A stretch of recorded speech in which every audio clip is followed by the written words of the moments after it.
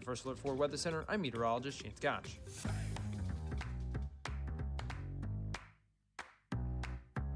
Let's get moving, St. Louis. This is Mike Ferguson in the morning on News Talk STL.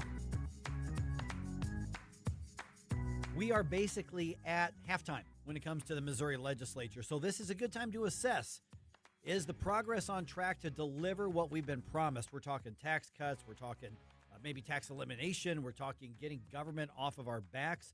Well, at 7:05, Alex Riley, state representative, he's actually going to be the next Speaker of the House. He's going to be with us and give us his assessment of that, and also a little bit of a preview of the St. Charles County Lincoln Trump dinner, because he's one of the main speakers at that as well. That's going to be, like I said, at 7:05. Good morning. Happy Thursday to you. Also, what's going on with Team USA? I've got the update for what their fate is in the World Baseball Classic. All right, in St. Louis, the ICE sanctuary city kind of battle is happening once again. And here's the interesting twist, because these things are over. What will the local police department be used for and not used for? Well, that's not really a factor for City Hall anymore since the state resumed oversight of the St. Louis City Police Department. Kirk Hilsinger from the St. Louis City Republican Party was in studio with us on Wednesday, responding to a resolution that the city Democrats have agreed to, demanding that St. Louis police and St. Louis City not cooperate with federal law enforcement. Yeah, they're still out there doing that. Here's what Kirk had to say.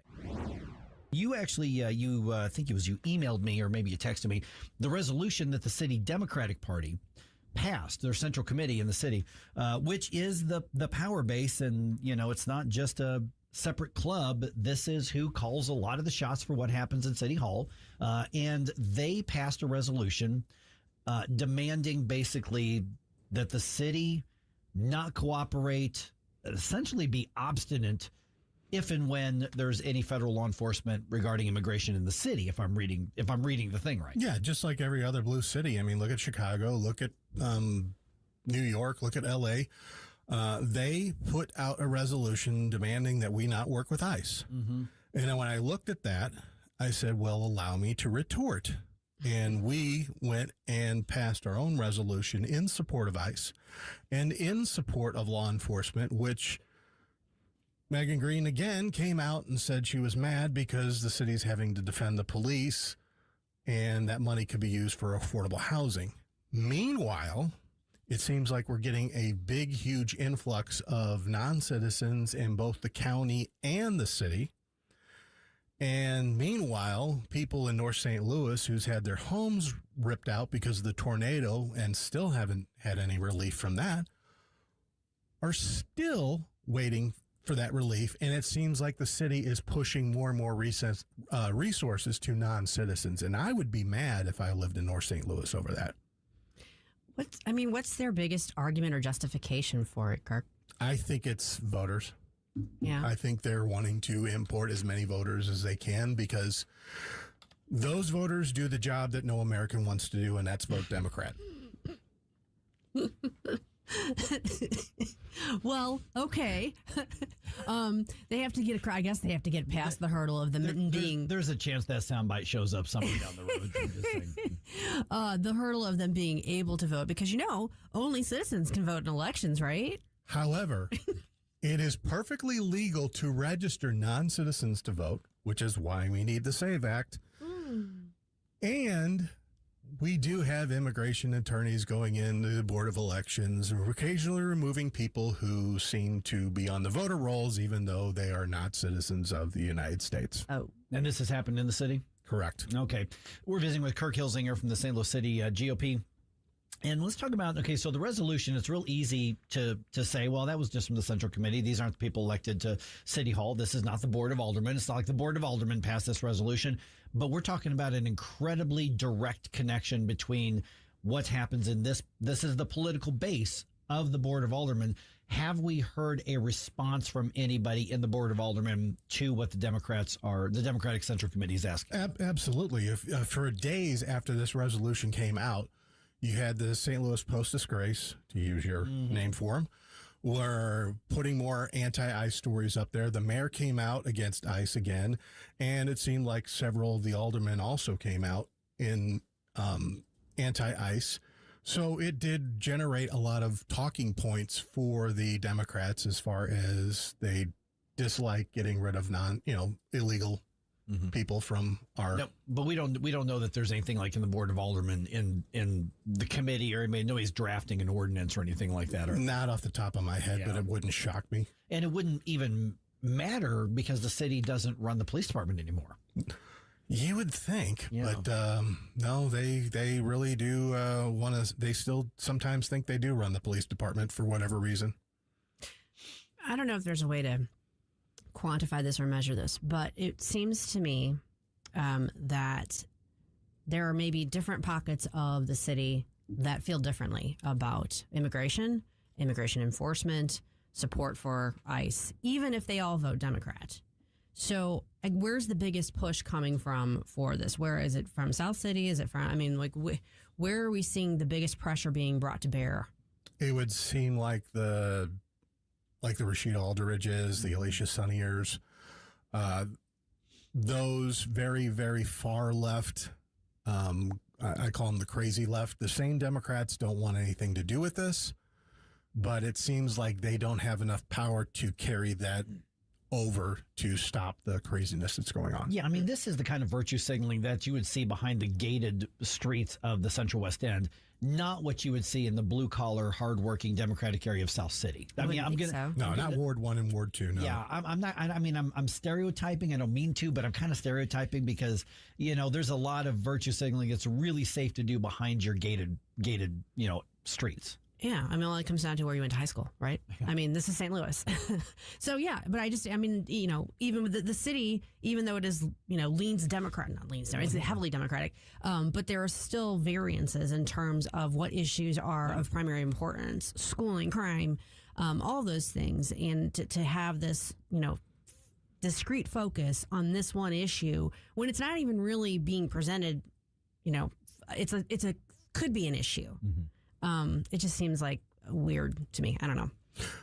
I am seeing a lot of turn in North St. Louis, and it is the same mentality. As you know, there is a Chicago Flips Red movement as people are matter that seems like city resources in Chicago are going to non-citizens instead of the people who actually need this. Right. And that is being noticed all over St. Louis. They're looking and saying, hey, we need this assistance. Why is it going to people who don't even live here? Yeah. Yeah. And one of the expected results of that is going to be, well, for instance, is Chicago going to start voting Republican? No. But will people leave Chicago for areas that do have better policies and better government? Yeah. And you see that in Illinois. We're going to talk to Ted Dabrowski here in just a little bit. Illinois is losing people and businesses because of stuff like this. Same could be said in St. Louis here. Is St. Louis going to suddenly start becoming a bright red dot, in a conservative state? No, but it's running people out of the city. But in North City, there are people who can't afford to move. They're just stuck. No, and I am seeing election over election, we're getting about a 1% to 2% growth in Republican votes. Not as fast as I want. We're not purple by any means, but we're going on the right direction, whereas other deep red counties are unfortunately trending the other way. And I'm telling them they need to fight this because once Democrats take over, they're going to fight like heck to make sure you don't get the power back. Yeah, and I saw the story in the, a couple different news outlets that the Board of Police Commissioners now says, hey, there's like $20 million worth of repairs and upgrades to infrastructure, police infrastructure that needs to be done. Well, that bill is going to go to City Hall. And so they're now pushing back saying, we don't even run the police department, but you're giving us all these bills. Well, the bills are there because you neglected the police department.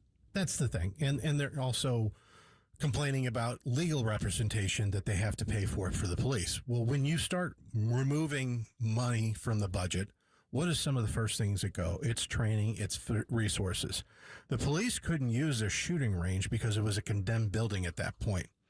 They whittled down the budget to 18% before the state took over.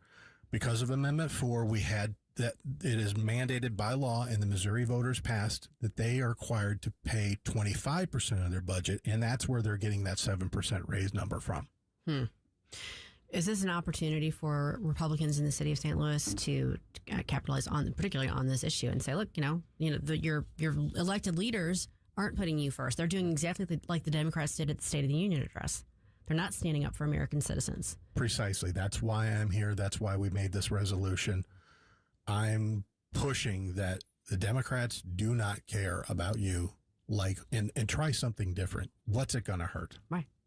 And so what are the things that people, I when I'm around in the city, and every once in a while, you get somebody, hey, aren't you the guy, whatever. But I've heard so many times, Republican in the city, not going to do them. And I'm like, well, you actually do have an active Republican Party that's growing by leaps and bounds and has for the last number of years.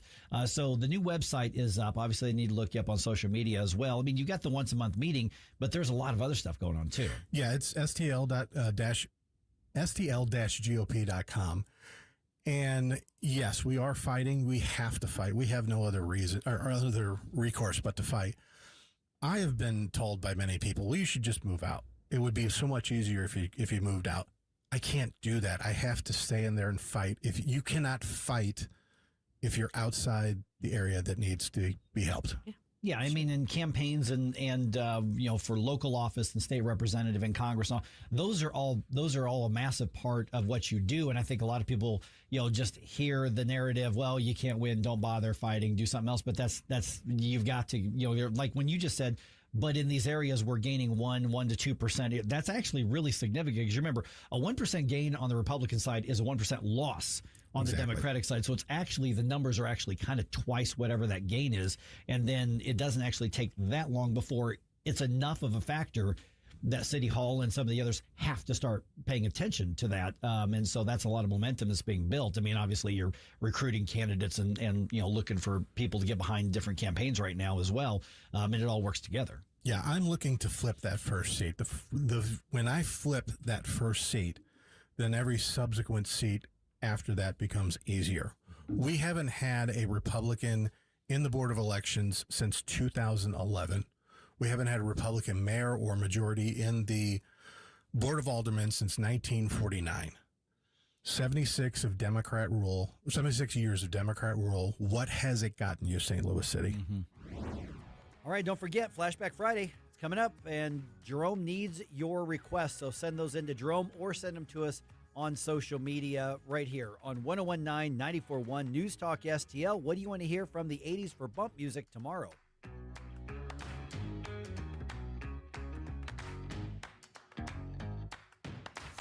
News, analysis, opinion. Funding for ICE and the Department of Homeland Security should not move forward. What they're doing is putting politics ahead of the safety and security of this nation. 101.9 and 94.1 News Talk STL. Hello, everyone. It's Fez with the Moolah Shrine Circus. I want to remind you to get your tickets now for our big circus in March.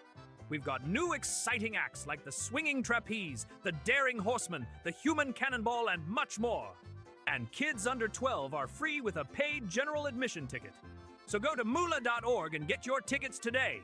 For the Moolah Shrine Circus, March 20th to the 22nd at the St. Charles Family Arena. Columbo here for my friends at Bluff City Outdoors in Alton. The knowledgeable staff at Bluff City has served the St. Louis outdoor community for decades, and they can take care of all your bow hunting needs, all your trapping needs, all your fishing needs, and more. Plus, while you're there, you can schedule a trip with a local fishing guide and shoot in their archery range. Bluff City Outdoors is open 7 days a week, 1 mile east of Fast Eddie's at 2813 East Broadway in Alton. Follow them on Facebook and at bluffcityoutdoors.com. Tim Jones and Chris Arps in the afternoon. Patrick Toohey, he is senior fellow with the Show Me Institute. You can say it's schools, you can say it's crime or the perception of crime. Those are legit, but, St. Louis needs fewer reasons for people to leave, whatever they are. Mm-hmm. And even if the 1% tax isn't the top reason they leave, it's not keeping people in. And St. Louis needs to be competitive with the municipalities around them. Tim Jones and Chris Arps. Weekdays at 4 on News Talk STL. Hi, I'm Rodney Wallner. And I'm Jen Wallner with the Wallner Home Selling Team at Berkshire Hathaway. Hey, Jen, how do you sell your home for top dollar? That's easy. Call the Wallner Home Selling Team at 314-810-SOLD. What if I want a flexible commission plan? Call the Wallner Home Selling Team at 314-810-SOLD. What's the best time to sell your home? Right now, call the Wallner Home Selling Team at 314-810-SOLD. For all your real estate needs, call the Wallner Home Selling Team at 314-810-SOLD. That's 314-810-SOLD. Why are you going to work? It's Sunday. It's a brand new show on News Talk STL. JC's Sunday Showgram. The Academy Awards are Sunday night, so it'll all be about the movies, with everyone from Tom Hanks and Steven Spielberg to Siskel and Ebert, Kenny Loggins, and Harold Ramis. Carl's out there practicing his golf swing, cutting the tops off flowers with a grass whip. All brought to you by the Weber Automotive Group. Sunday morning, 7 to 9. Then podcast each Monday on NewsTalkSTL.com. 1949, the last time a Republican held the top post in St. Louis City. A gallon of milk was 84 cents, and streetcars ran down Grand Avenue. Unfortunately, St. Louis city streets are no longer the epicenter of family and business life. In the 80 years of Democrat control, our city has been on a steady decline. Hello, Kirk Ilsinger, chairman of the Republican Party for the city of St. Louis, and we believe it is our duty to provide a different path forward. I invite you to our meetings the first Thursday of every month. Learn more at stl-gop.com. Paid for by St. Louis City Republican PAC. Curtis Farber, Treasurer.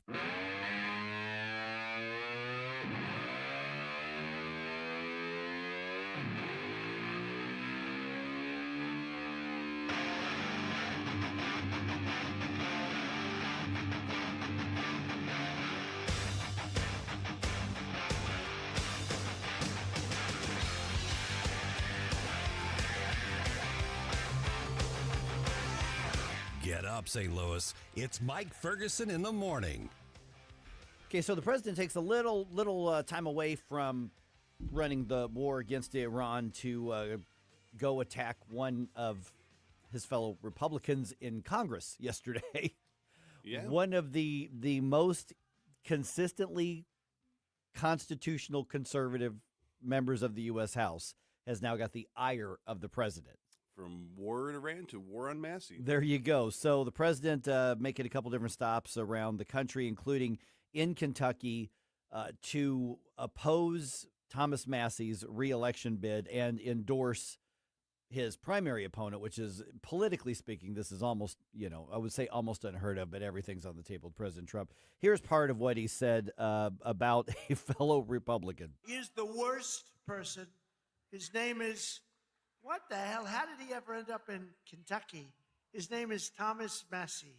Okay, and there were a lot of clips there. And, of course, Massey has been very, very adamant about complete transparency on the, on the Epstein files, and a big problem with the so-called Big Beautiful Bill because of the spending and some of the tax increases, although there were tax cuts in there as well, of course.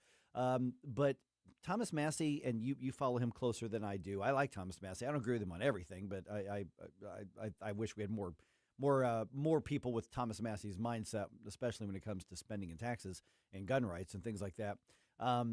Thomas Massey votes with Republican leadership something like 93, 95%. Higher. Is it higher than that? It's 96 to 99%. 90. Okay, so as far as like the things Republican leadership prioritizes, he's with him, but there are times where he disagrees with the president, and for that he took the ire of President Trump, and Trump really wants Thomas Massey out of office, even though he is consistently one of the top-rated constitutionalist and conservative members of Congress out there. Since 2016, according to the Liberty Score, which is a conservative think tank, A plus, 96% for lifetime in Congress. On conservative stuff. That's not conservative. You see, that's not even necessarily Republican stuff, because the Republican Party is increasingly less conservative. And for comparison, pretty much everybody else is in like the 60s or 80s. I mean, there are a few that are more recent to the scene, but for this long of a career, Gun Owners of America gave him 100% on pro-2A things. There are a couple of think tanks, but I don't want to belabor the point. Right. Point is that if President Trump understood actual conservatism, this is the guy that we should have more of in Congress. Did you see the notes that I wrote on the I always send a show sheet, what we call a show sheet, to Susie and Jerome every day. And then I never script out the show, but I actually put just like bullet points here. Did you see what I? I did not see that until now. You can go ahead. You can know go me ahead. too well. So unleash Jerome and allow his blood pressure to go up. In parentheses, just a little. Yes, you know me too well. Okay. That's exactly what happened. So, and this is one of those because it used to be that it was Reagan's 11th commandment: you don't attack a fellow Republican. And this is one of the and I'm just talking as an observer here, is that the Republican Party has pulled back from prioritizing that conservative foundation. And I don't know that there's really anybody who can argue against that. And they've gone to this populist movement. And populist movements come and go. You know, Tea Party was very populist, although it was fiscally very conservative. And so it's just a changing dynamic in the party. And so what's going to be interesting is to see after these midterm elections, regardless of whether Republicans hold on to power or if Democrats win the House, which I think it's very possible they might, will the Republican Party reset and say, we need to go back to looking for conservatives in President Trump's lame duck years, which are just around the corner. And I just want to add as well, Thomas Massie and Rand Paul, who's also under attack right now from President Trump, both of them actually fought against the impeachment of President Trump when that was going on. They were very advocating against impeaching him. And the person that Trump is endorsing against Massie actually left the Republican Party in protest of Donald Trump's nomination. Right. And that is now who... Did you see Laura Ingram's stupid thing on social media yesterday? Did you see No. this? Okay, so she's talking about the Save America Act. And then she said, and these are the senators Trump has to deal with in trying to get this passed, basically. These are the ones in the way. And she listed a couple, and she listed Rand Paul. And Rand Paul, of course, retweets her and goes, I'm literally a co-sponsor of this bill. Don't you have fact checkers who work for you? It's not about facts anymore. No, it's just it's mirroring the not. people that might be a wrench in your plans. Yeah, and that's the thing. It's like, essentially it used to be a rhino was somebody who wasn't conservative. Now a rhino is somebody who is so conservative they disagree with the populist movement from time to time, just on occasion. That's how things have become kind of all cattywampus here in politics these days.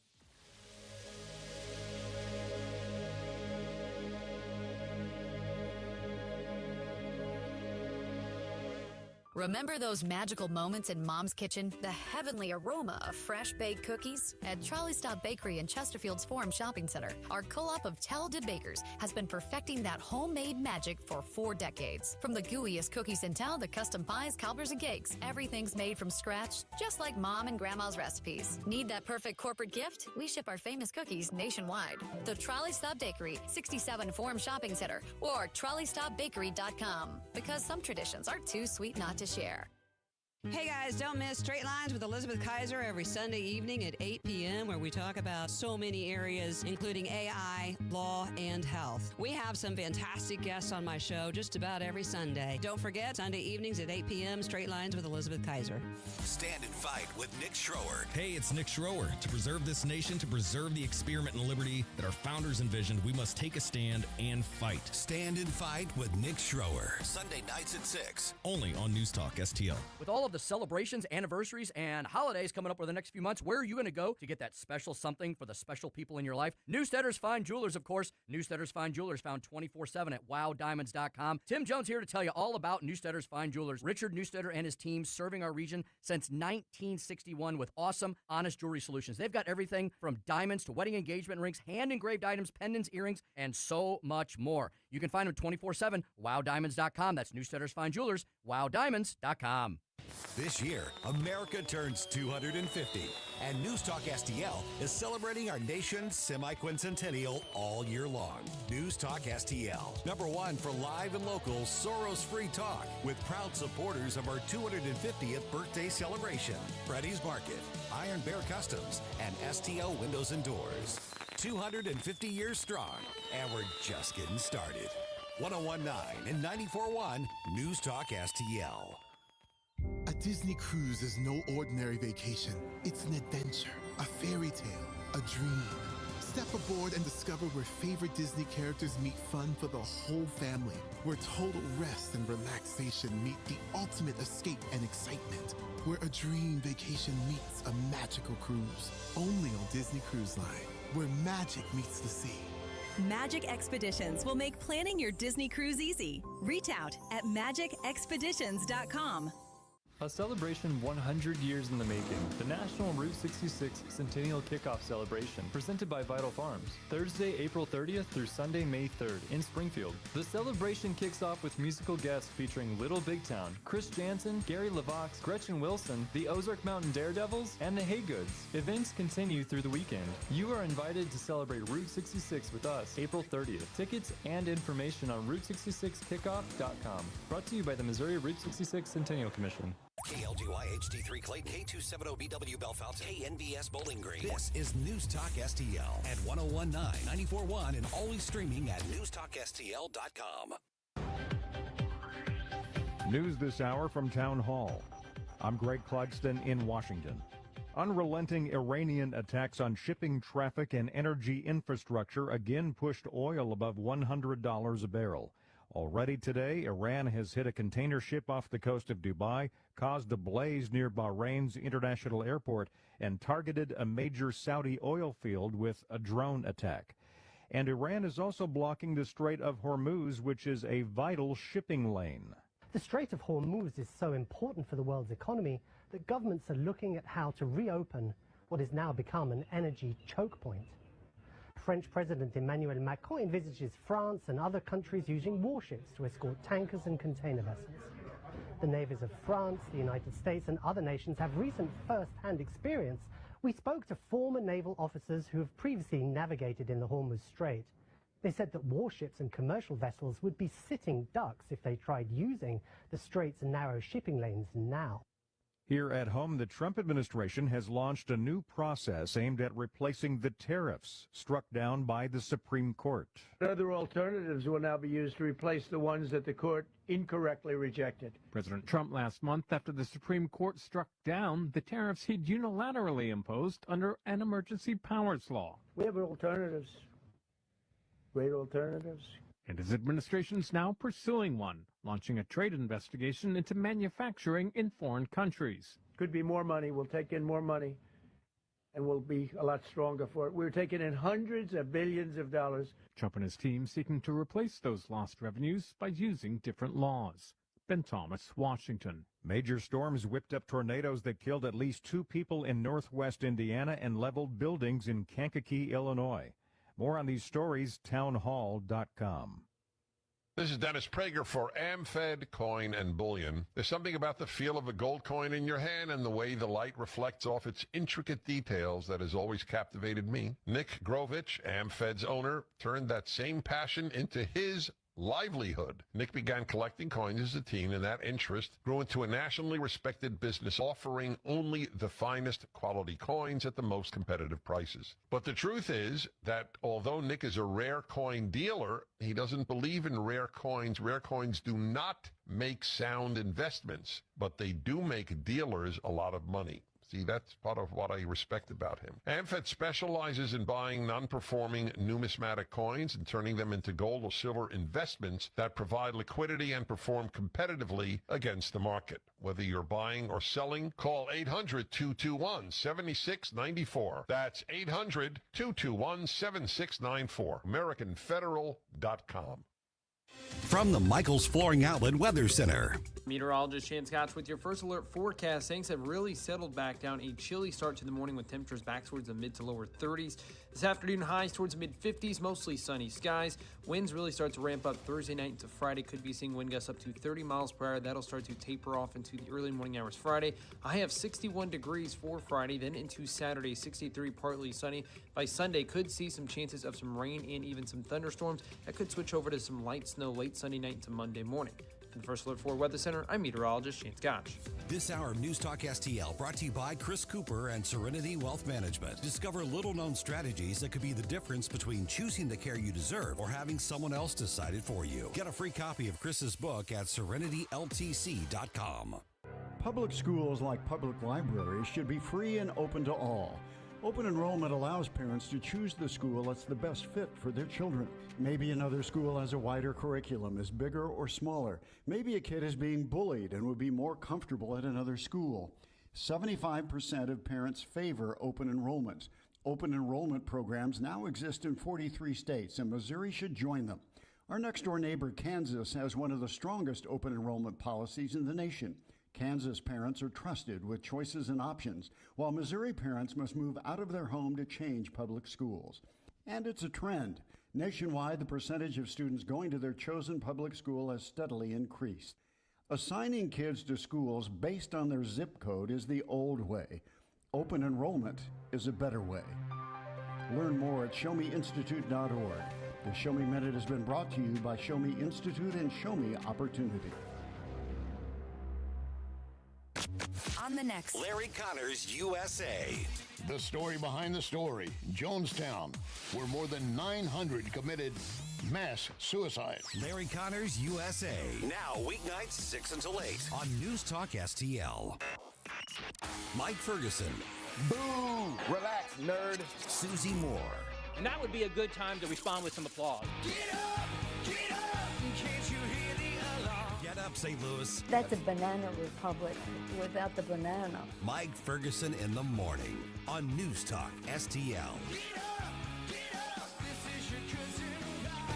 Okay, so when is the U.S. going to ease up on the bombing? We don't know, but the answer is not yet. That's, I mean, we'll know when we know. We'll know when we're running out of things to bomb. But it's going to keep That's not going. a bad thing. Right. Also, a former area police officer is going to prison. Uh-oh. This is an ugly, gross story. Oh, I think I know which one this is. Yeah, so this is the kind of stuff that is nightmare material here. And Team USA gets a break, and the SLU basketball player gets a big honor.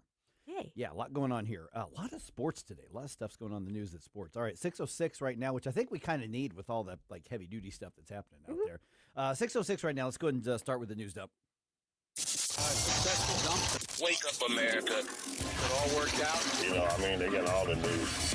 The morning news dump. All right, you remember that old Journey song was like "Keep on Running"?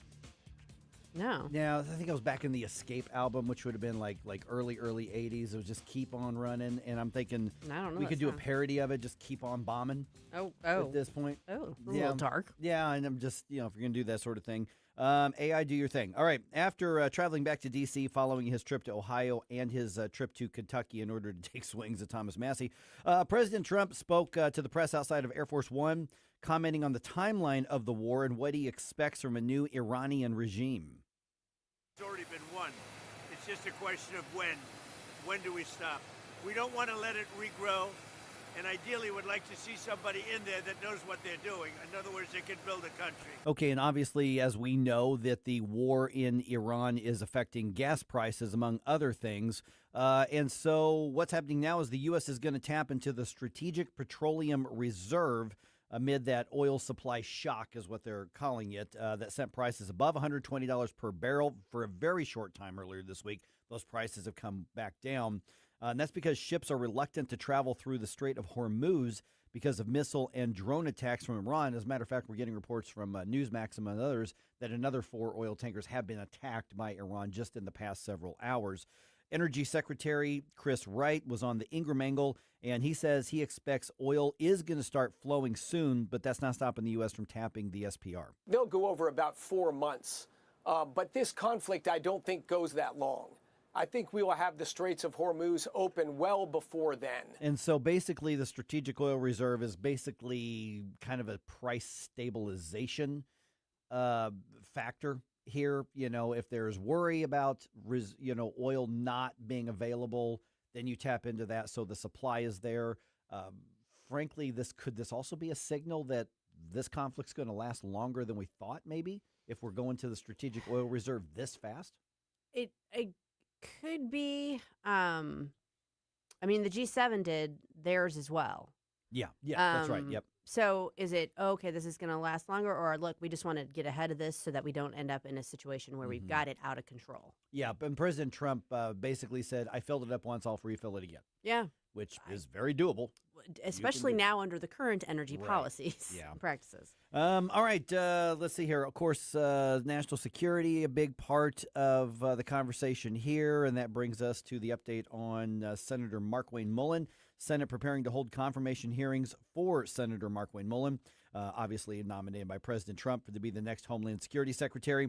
Senator James Lankford was on Fox's America Reports, and he says he expects not only Mullin to get confirmed, but to have pretty broad support across both parties. You're going to be surprised at the number of Democrats that even step in and actually support Markwayne. Markwayne is a strong conservative, but he is also somebody that talks to both sides of the aisle. Senate Minority Leader Chuck Schumer says he wants to see reforms to DHS before confirming a new secretary. I'm not sure that Chuck Schumer is going to have much of a say in this one.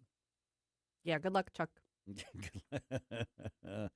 Okay, let's see here. Let's move on to some other policies because other things are happening. Some of it is regulatory reform. Some of it's just, frankly, big government. Congress is getting closer to passing bipartisan legislation that supporters say will encourage more affordable housing, particularly when it comes to construction. The bill, which has broad support from industry groups, would overhaul regulations to make it faster and cheaper to build new housing. It would also modernize rules for factory-built housing and ban large investment groups from buying more single-family homes. The Senate bill is co-sponsored by Republican Tim Scott and Democrat Elizabeth Warren and is backed by President Trump. Greg Clugston, Washington. Yeah, so reducing and modernizing the regulations to encourage the housing, basically getting the government out of the way. That's a good thing anytime you get that out of the way.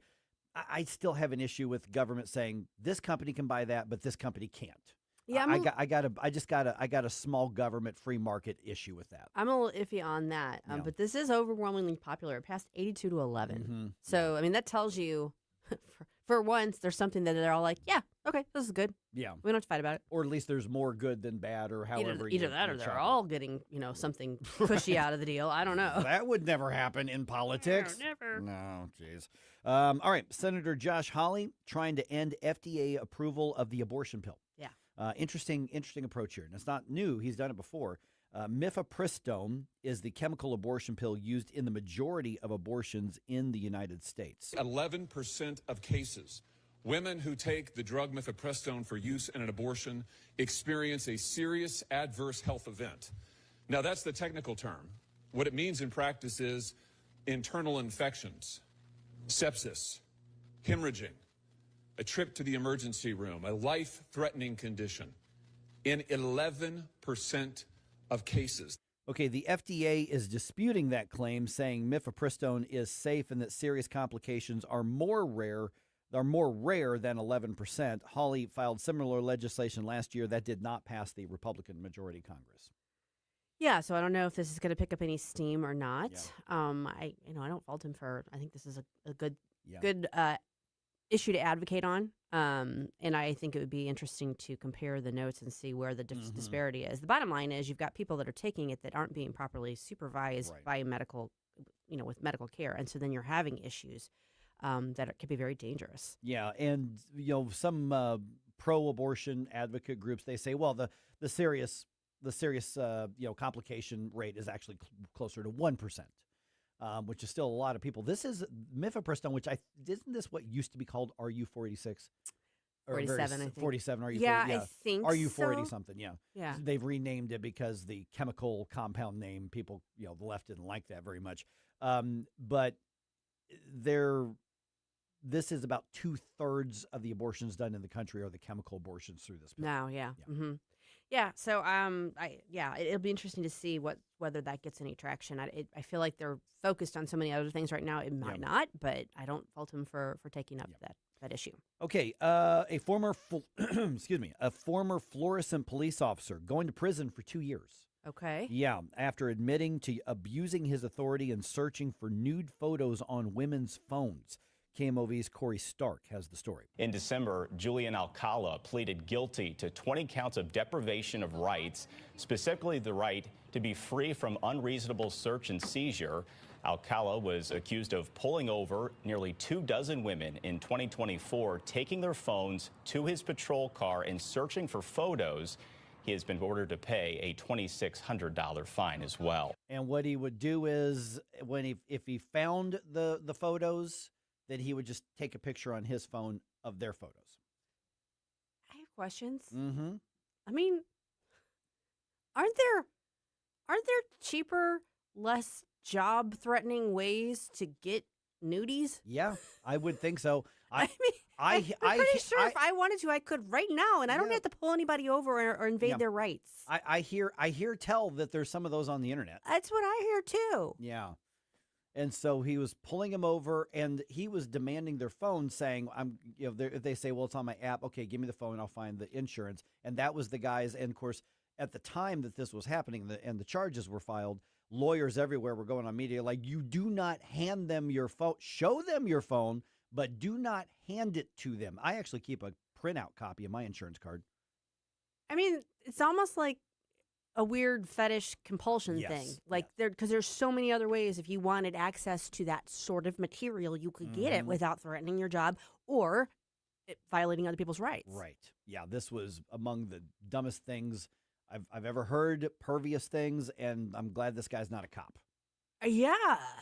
Ew. Yeah. Ew. And then what was he doing with them?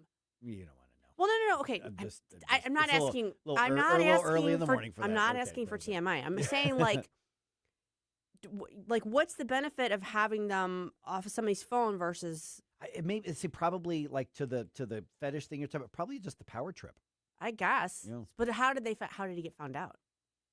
Do we know? That I'm not sure. I don't remember that part of the the story. story. So he wasn't blackmailing them, I guess was my point. No, I have not heard about blackmail. I think it was just like for his personal collection. Weirdo. Yeah, very much so.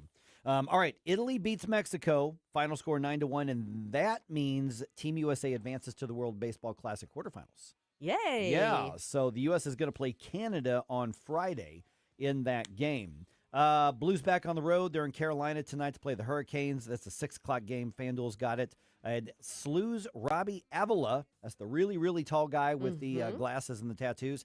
He is named the Atlantic 10 Conference's Player of the Year. Nice. Destination, making cold mind to fight your war. Stop it right now.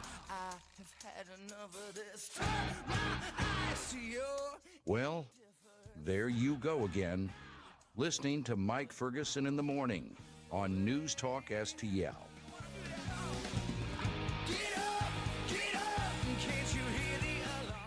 All right, hunters, outdoorsmen, outdoorswomen, let's be really frank here. You live the lifestyle. You're an outdoorsman, outdoorswoman, like I said. You know who's the real deal, and who's not, right? All right, Mike Ferguson here from my friends at Whistle Pig Outdoors in Troy. They're the real deal. Okay, Jason, his son, Cole, they run this business because they're really good at it, and they live the lifestyle. What does that mean to you? Well, obviously, turkey season's right around the corner, okay? So that when they stock their hunting clothing, their outdoor clothing, I mean, they're talking about clothing from Old Tom. We're talking about Bandit. We're talking about First Light. We're talking about the good stuff. They make sure that they are only going to sell you high quality because that's all they're going to use. Why? Because they're not hobbyists, because this is the lifestyle. When you're getting ready for your hunting season, now's the time to do it. You can stock up on your turkey calls, your decoys, your hunting ammunition, even Winchester, Migra, Apex, you got it. And they've right now got some whistling deals over at Whistle Pig. Check this out here. By the way, whistlepigoutdoors.com. It's a new thing that they're doing. They just basically are buying in heavier quantities so they can offer some discounts. For instance, 2 Browning ground blinds available for your hunting. Okay, normally that's going to run you $400. It's going to get you $200 at Whistle Pig right now. whistlepigoutdoors.com. You can check it out. They've also got the Alps Outdoor Triad blind chair. Go with those blinds that you've got. It's normally $120. Under the whistling deals right now, $60. And this is high quality stuff. They do not stock the junk. They just don't. High quality. They test basically everything that they put out there, and they live it themselves. whistlepigoutdoors.com, or you know what? Just going up to Troy on Main Street. Check out. I love hanging out at that store. Matter of fact, Susie and I are going to be there in a week or two. We're going to be up there doing the show from Whistle Pig Outdoors. Check them out. Said Mike was bragging about them. Put them to the test, especially if you're a bow hunter, because they've got a bow tech in-house, and they will get you the updated crossbow or traditional bow or high-tech bow. And if you want to keep using yours, they will service it and tweak it. whistlepigoutdoors.com in Troy. Jamie Allman here, tossing and turning over retirement worries. You're not alone. 3 out of 4 Americans share your concern about having enough saved. But here's the thing. A comfortable retirement isn't out of reach, even if you're planning for 30 or 40 years ahead. Every day, Jeff Portman from the Gemini Wealth Group helps people avoid the critical mistakes that can derail their retirement. Build your path to financial confidence. Visit GeminiWealthGroup.com or call Jeff directly at 314-888-0123. Securities and advisory services offered through LPL Financial, a registered investment advisor. Member FINRA, SIPC. Simply Health with Dr. Brian Deloney. What if you could get a full body strength workout in just 20 minutes while protecting your joints and improving longevity? This week, I'm joined by Dr. Josh Carter from Body 20 to talk about the science of electromuscle stimulation and how strength training is one of the most powerful medicines for aging well. Simply Health, Saturdays at noon on News Talk STL. To find out more about Simply Health Integrated Medical, log on to simplyhealthintegrated.com. Tony Colombo here for Gutter Pros and Exteriors, your all-in-one service team that brings years of experience and quality that's affordable right to your doorstep. Christine and I discovered Gutter Pros and Exteriors when we bought our home and inherited a gutter problem. And they've also repaired siding damage on our home because along with gutter repair, gutter installation, and leaf protection, the Gutter Pros team are also the best for repairing other exterior damage, including fascia, soffit, and all siding repair and installation. Learn about all the ways Gutter Pros and Exteriors can help your home or business right now at gutterpros.com. This hour of Mike Ferguson in the Morning is brought to you by Stifel. Request a portfolio review from your Stifel financial advisor at stifel.com. That's STIFEL.com.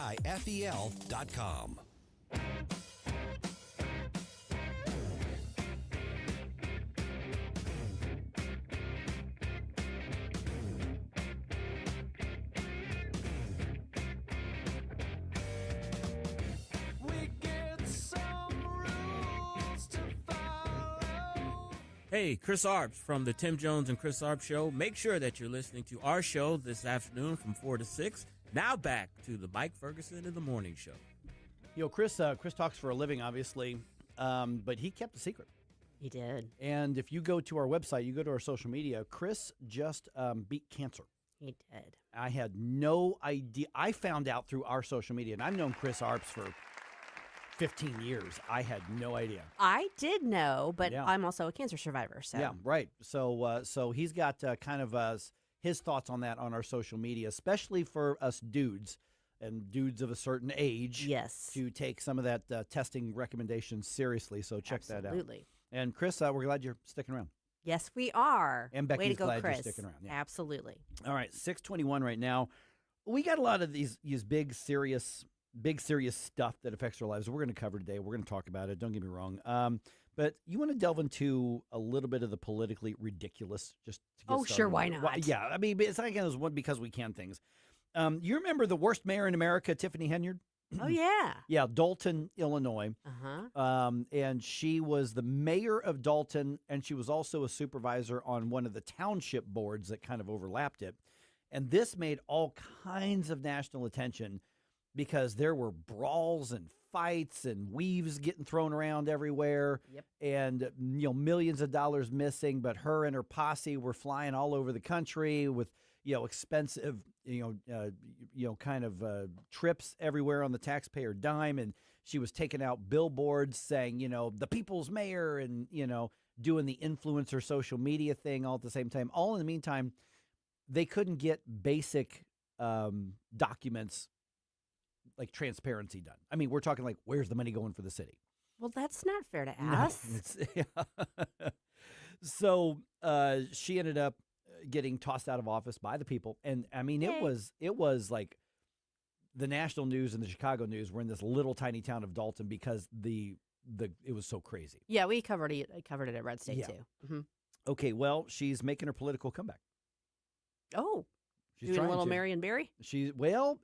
Even weirder. Okay. She has now moved. She doesn't live in Dalton, Illinois. She doesn't live in the Chicago area anymore. Okay. She's moved down to Georgia. Okay. Yeah, she's moved. She's moved down to Georgia, and she's now running as a Republican.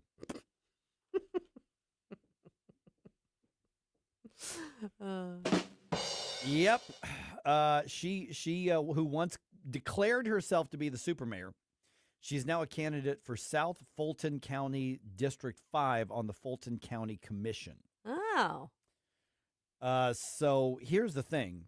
Which one, by the way, because she was like that whole controversy thing, that was like 2024. So It wasn't that long ago. I don't know how long you have to be somewhere before you can run for office. Or usually there's a residency requirement. It may be pretty brief for a smaller position like that.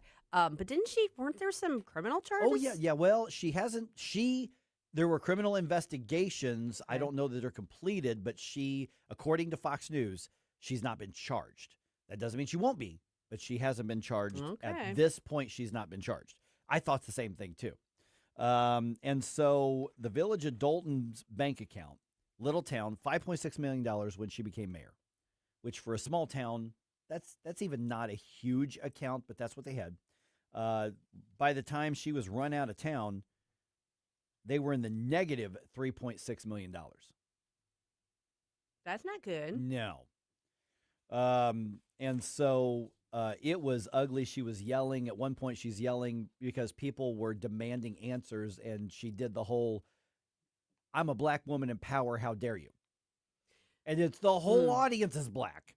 Yeah. And she's like, how dare you? I'm a black woman in power. And they're like, yeah, with our money. Sorry. With the black people's Sorry, money. that does not actually give you immunity. No. Sorry, we have some amazing people that leave comments in our streams. Yes. We do. Don from YouTube, good morning, Don, says, the devil went down to Georgia. She was looking for a vote to steal. Well played, Don. Well played. Oh, my goodness. Okay. It wasn't even just politics either. After she lost re-election, she lost a court case from a landlord who said she and her boyfriend were behind on rent by like $10,000. Wow. So that's outstanding as well. So she is now running. The Democratic primary apparently is full of like 3 or 4 people. She was the only person who filed as a Republican. So she's going to be in the general election for Fulton County. And Fulton County is that's the big county down there. Well, it is. Yeah. So I was going to say she might, check in with Fonnie Willis and see if she's got some extra cash laying around if she's got money trouble. Just don't hire Fonnie Willis's consultant or something like that.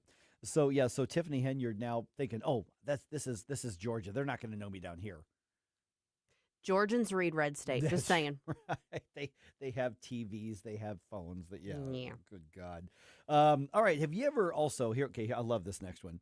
Have you ever gone up to vote in some election and you look at the candidates and you're like, I don't like any of these. I wish I could vote for like literally anybody else. Yes. Okay. I've done that. I think we've all done that. I remember like when my daughter became old enough to vote, I remember the first election, I'm showing her the sample ballot. And I just went, I'm sorry, it's not usually this bad, so here's the thing though, there's a community in Texas that does have the opportunity to vote for literally anybody else. Really? Yes. A 37-year-old man went to court, legally changed his name to literally anybody else. And he's now running for a mayor position in Texas. He's got my vote. Exactly. So he was born Dustin Eby. Says people still call him Dusty. But he decided that this is kind of a gimmick shtick. The mayor was running unopposed up until the filing deadline. Apparently, he says he's not very popular, the mayor. So he after changing his name to literally anybody else, he filed to run. He's not really going to campaign, but people are going to see on the ballot this mayor or literally anybody else. I admire his ingenuity. Yes. He says he's going to go back to court and change it back. Yeah. After the election. But voters in, which town is this? It is in North Richland Hills, Texas. That's like outskirts of Dallas? Maybe? That's what I think. I haven't been to Dallas in forever, but I think that's right.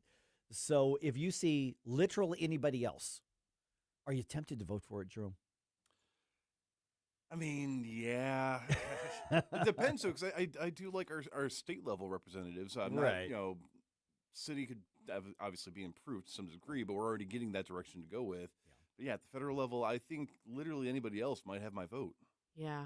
Well, and I think locally people are probably going to know who the players are. They're going to know who the current mayor is, and they're going to know this guy. They're going to know this story. You would hope so. Yeah, it's on the northeast outskirts of Fort Worth. Oh, Fort Worth. Okay. Mhm. Okay. Which, Dallas Fort Worth is a big metro area. Now, when back in the days that I was in the Libertarian Party, I don't know if they still do this because, like everybody else in the world, nobody pays attention to them anymore. Nobody paid attention to them then. I just didn't know that at the time.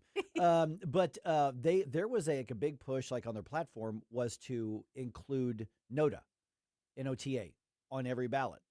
None of the above.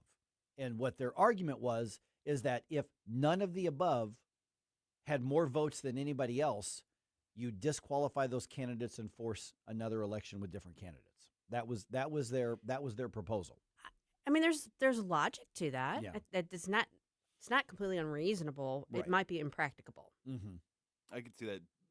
In principle, I like the idea of it, but I could see that being very easily abused. Right. You know, to get rid of actually good politicians and get some other people in there. Right. So, like, let's say somebody's running, it could be partisan or not. So if there's like a city council race and it's Susie and Jerome and Mike and NOTA, and NOTA gets, 28% of the vote, and we end up getting 24 each, whatever the math comes out to that, we would be disqualified, and they would have to open up and let somebody else run in, and then it could be, Columbo, Literally and anybody Larry, else. and Jamie, running.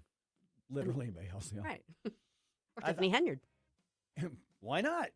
Apparently, she's a Republican now. I Apparently. think that her Republicanism is just as real and natural as all that blonde hair. Maybe.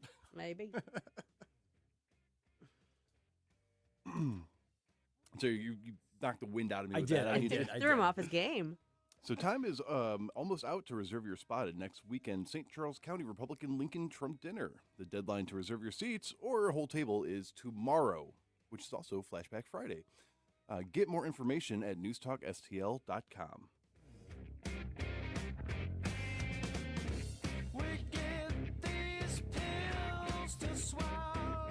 Mike Ferguson in the morning. Our country was founded by geniuses, but it's being run by idiots. On NewsTalk STL.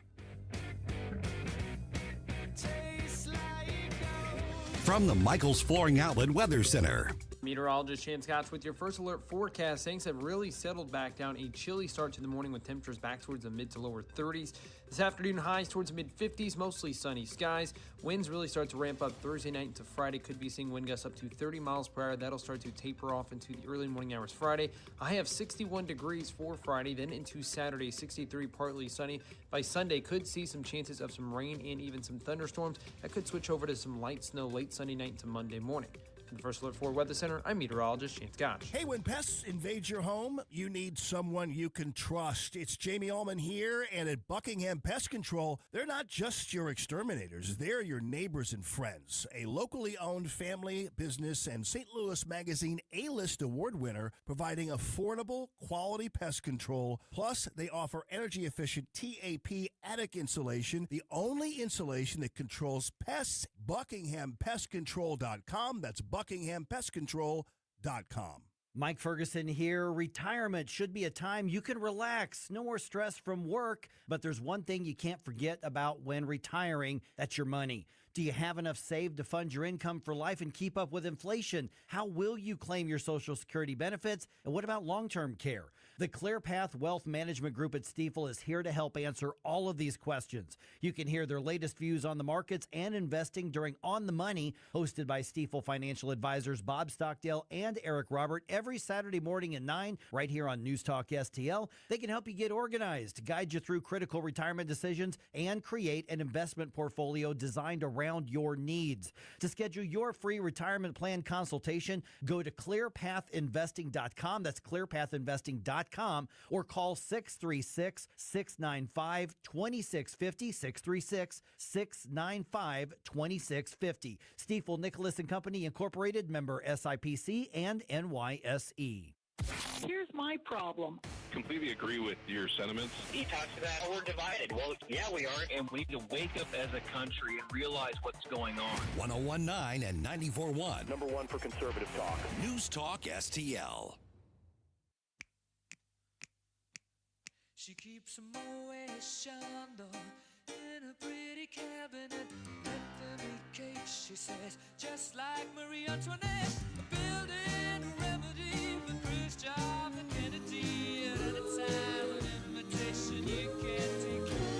Bill O'Reilly here. Check out the O'Reilly Update this afternoon at 3:45.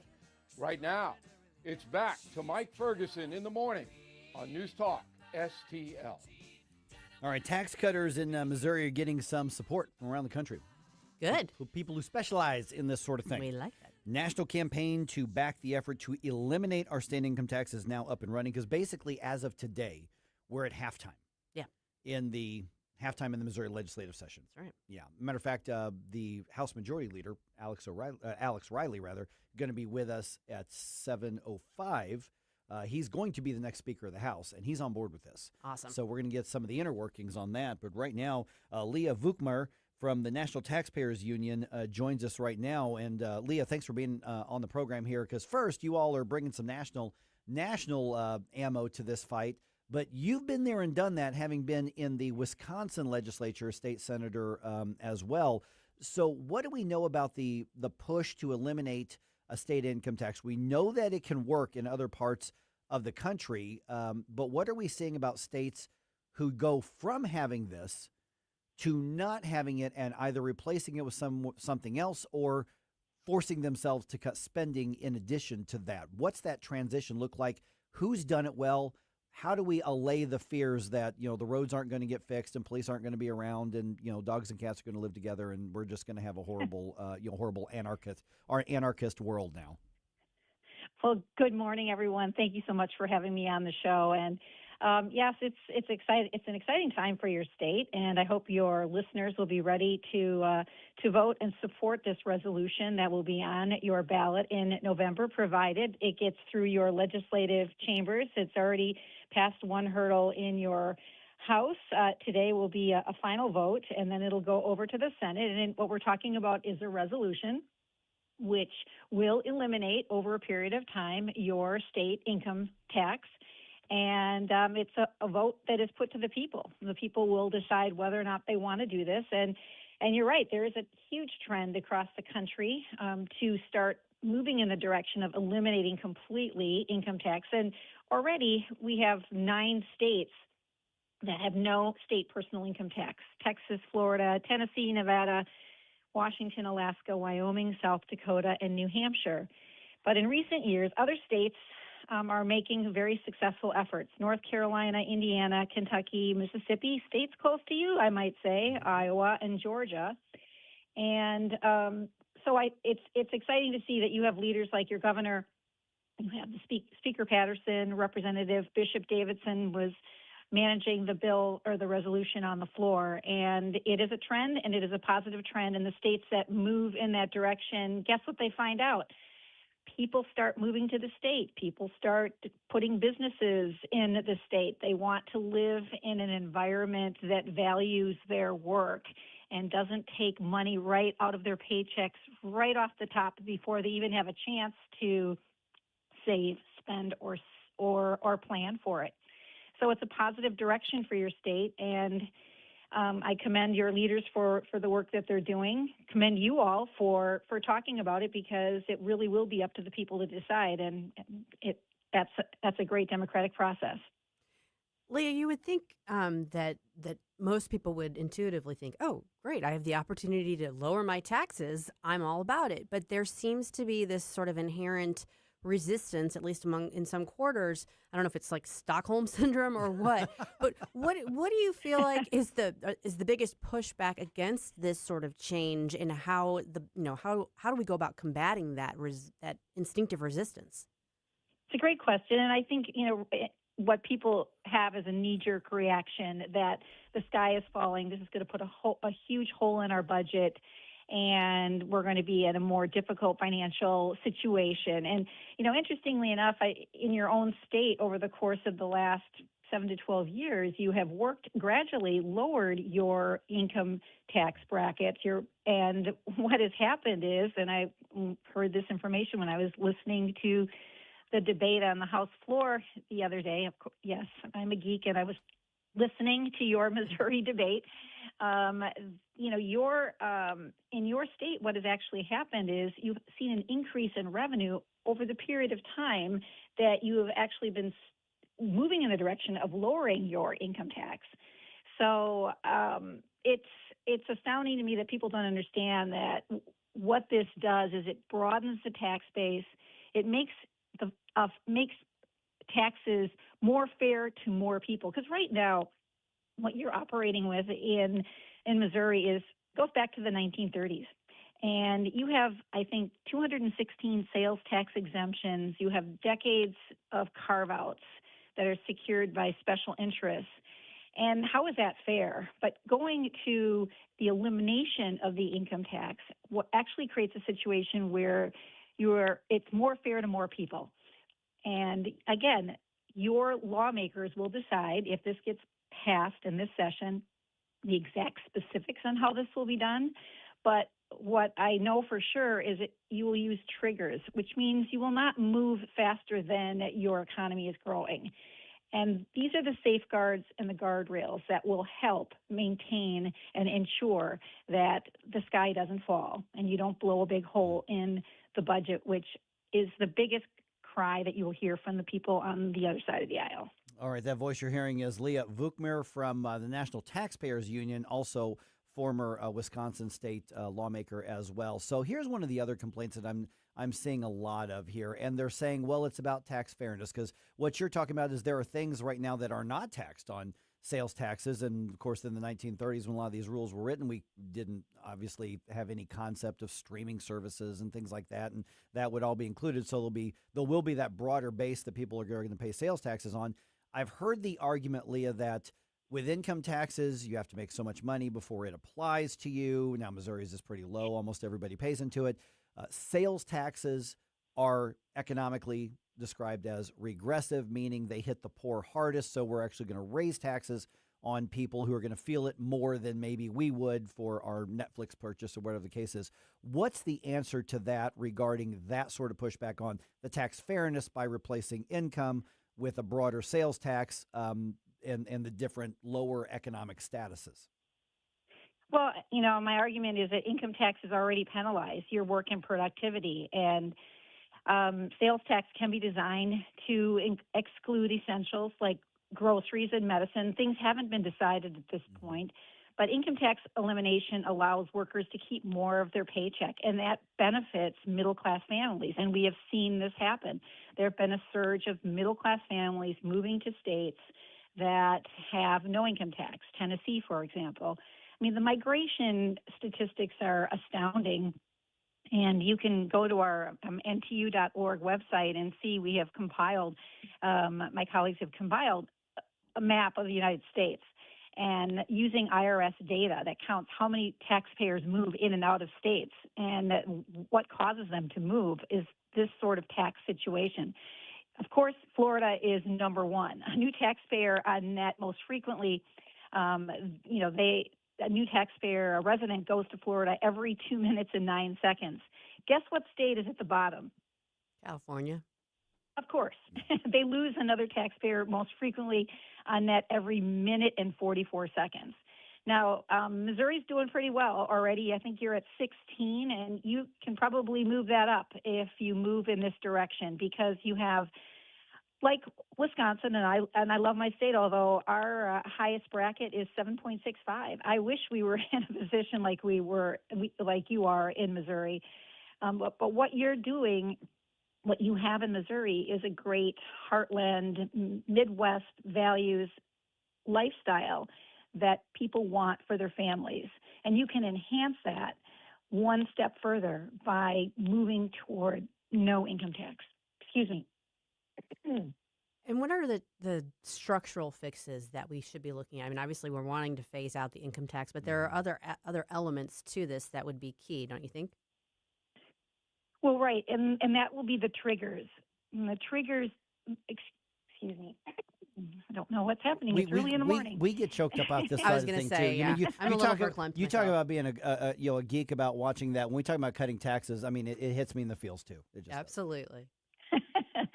Okay, but what we have to understand is the proposal doesn't eliminate it all at once, and this is, I think, the part that the good citizens of your state need to understand. It lowers the rate slowly when the state collects more revenues than expected. So it's it's kind of like a ratchet that only turns down in one direction.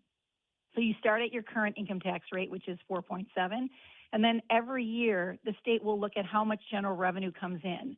If the revenue grows at least $20 million above a set baseline, then the income tax rate automatically drops 0.01%.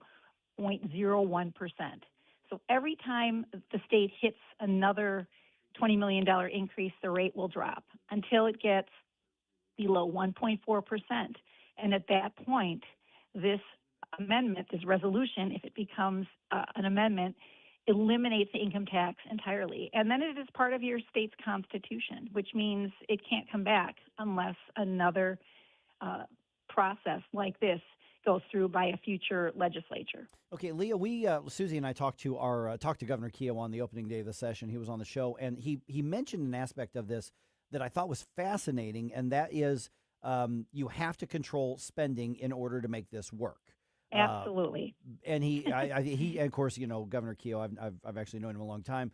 He said something to the effect of, if you keep putting feed out there, the hogs are going to keep eating in the trough if you just keep feeding them. So it's a way of restraining that in the way that we like to talk around here. But the other aspect of this is, what have we seen in other states who have done something similar as far as getting rid of a tax and replacing it with something else? Is there a history of that restraining government growth and restraining the spending because it's just not allowed because the dollars just aren't there? It's an absolutely important part, and I was getting to that part, and I'm glad that you brought it up, because you can't have this discussion if you are a conservative without talking about spending restraint. It goes without saying. And yes, the other states that have done it. Now, Iowa is a great example for me because they've dramatically reduced their personal income tax, and they're moving to a flat tax system. They haven't done it completely. They're not going to a complete 0%. But they have done it in such a way that it's a bit early because they just did it, but they are including spending restraints in that. And I think that's the will and the resolve that you will have to see that will couple any resolution that gets passed and put before the voters. They have to go hand in hand. Leah, we just got a minute or so left, but are you up for a question from our audience? Sure. Okay.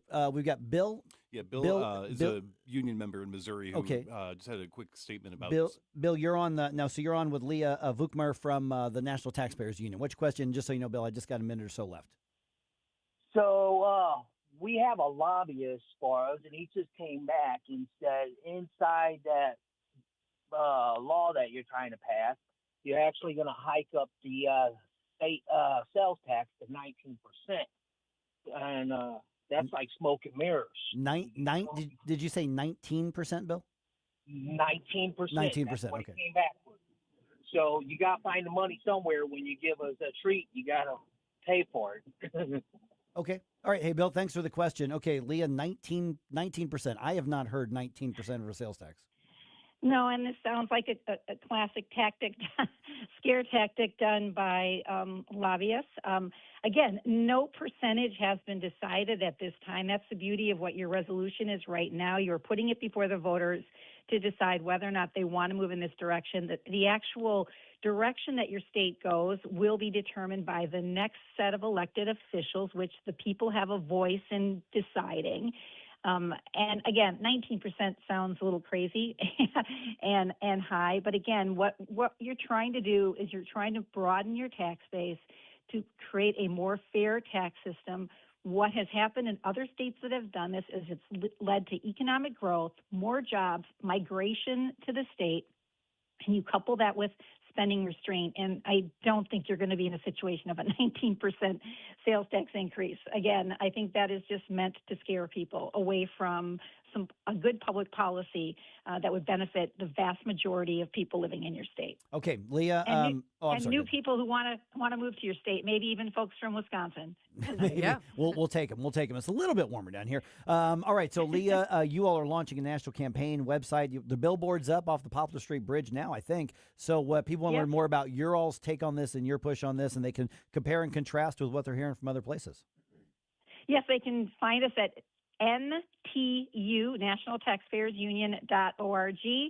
We're the oldest taxpayer advocacy organization. We've been around since 1969, and we're the voice of America's taxpayers. Happy to help out in any way. Okay. Thanks so much for having me on the air. Thanks, you, Leah. All right, and there's a website, looks like no-mo-tax.com as well. Very good. Yep. Oh, yeah. You know what? What's that? It's Thursday. It is. That means tomorrow's Friday. That's true. It's Flashback Friday. Uh-huh. So if you've got requests for bumper music, you need to get them in to Jerome at NewsTalkSTL.com.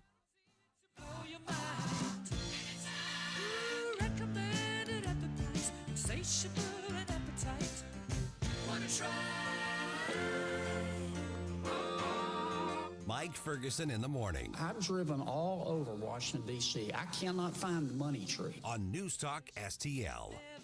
St. Louis's new choice for conservative talk. Live and local. I need to know what's going on in my city. News Talk STL. The Herzog Tomorrow Foundation provides private school tuition scholarships through Missouri's new Most Scholars program to cover the cost of accessible, high-quality schooling. Hi, this is Myella Esser with the Herzog Tomorrow Foundation. Our private school tuition scholarships wouldn't be possible without the support of generous Missouri taxpayers. If you're a Missouri taxpayer interested in redirecting your tax dollars and sending them to Missouri students in need of a better education, please contact me at herzogmostscholars.org. Better education for students creates a better tomorrow for all. Learn how you can help provide a better education for Missouri students at herzogmostscholars.org. That's herzogmostscholars.org. Also, sign up for The Lion, an initiative of the Herzog Foundation that carries articles covering a wide range of issues facing American families and culture. herzogfoundation.com. That's herzogfoundation.com. Susie Moore here to talk to you about windows. Window World windows are one of only 2 replacement windows with Good Housekeeping seal of approval, and they're ranked #1 in the country for number of windows sold by Qualified Remodeler magazine. In just over 20 years in business, they've improved the look and thermal efficiency of more than 80,000 homes in St. Louis. And the St. Louis location has been owned, operated, and managed by born and raised St. Louis residents for more than 23 years. Window World products are durable, secure, energy efficient, and beautiful, and they use a double-strength glass not commonly used in replacement windows. Plus, you get a lifetime warranty that covers all parts, glass breakage, and labor. Window World can also help with siding and doors, and their customer service department is available 7 days a week, something a lot of competitors can't say. In fact, over half of their appointments come from repeat customers or referrals, which says a lot about their commitment to customer service. Right now, Window World is offering 36 months, same as cash financing, with approved credit. So call for a free in-home estimate, 1-800-GET-WINDOWS, or visit windowworldstlouis.com. Again, it's 1-800-GET-WINDOWS. Lindenwood University and News Talk STL invite you to an exclusive discussion on Missouri's tax future. Manish Bhatt, Vice President of State Tax Policy for the Tax Foundation, will explore our state's tax competitiveness and the latest efforts to eliminate individual income tax and property tax. Wednesday, March 25th at Lindenwood University, part of the H.F. Langenberg Speaker Series. The event is free, but you must RSVP at hammondinstitute.org. That's hammondinstitute.org. This hour of Mike Ferguson in the Morning is brought to you by Stifel. Request a portfolio review from your Stifel financial advisor at stifel.com. That's STIFEL.com.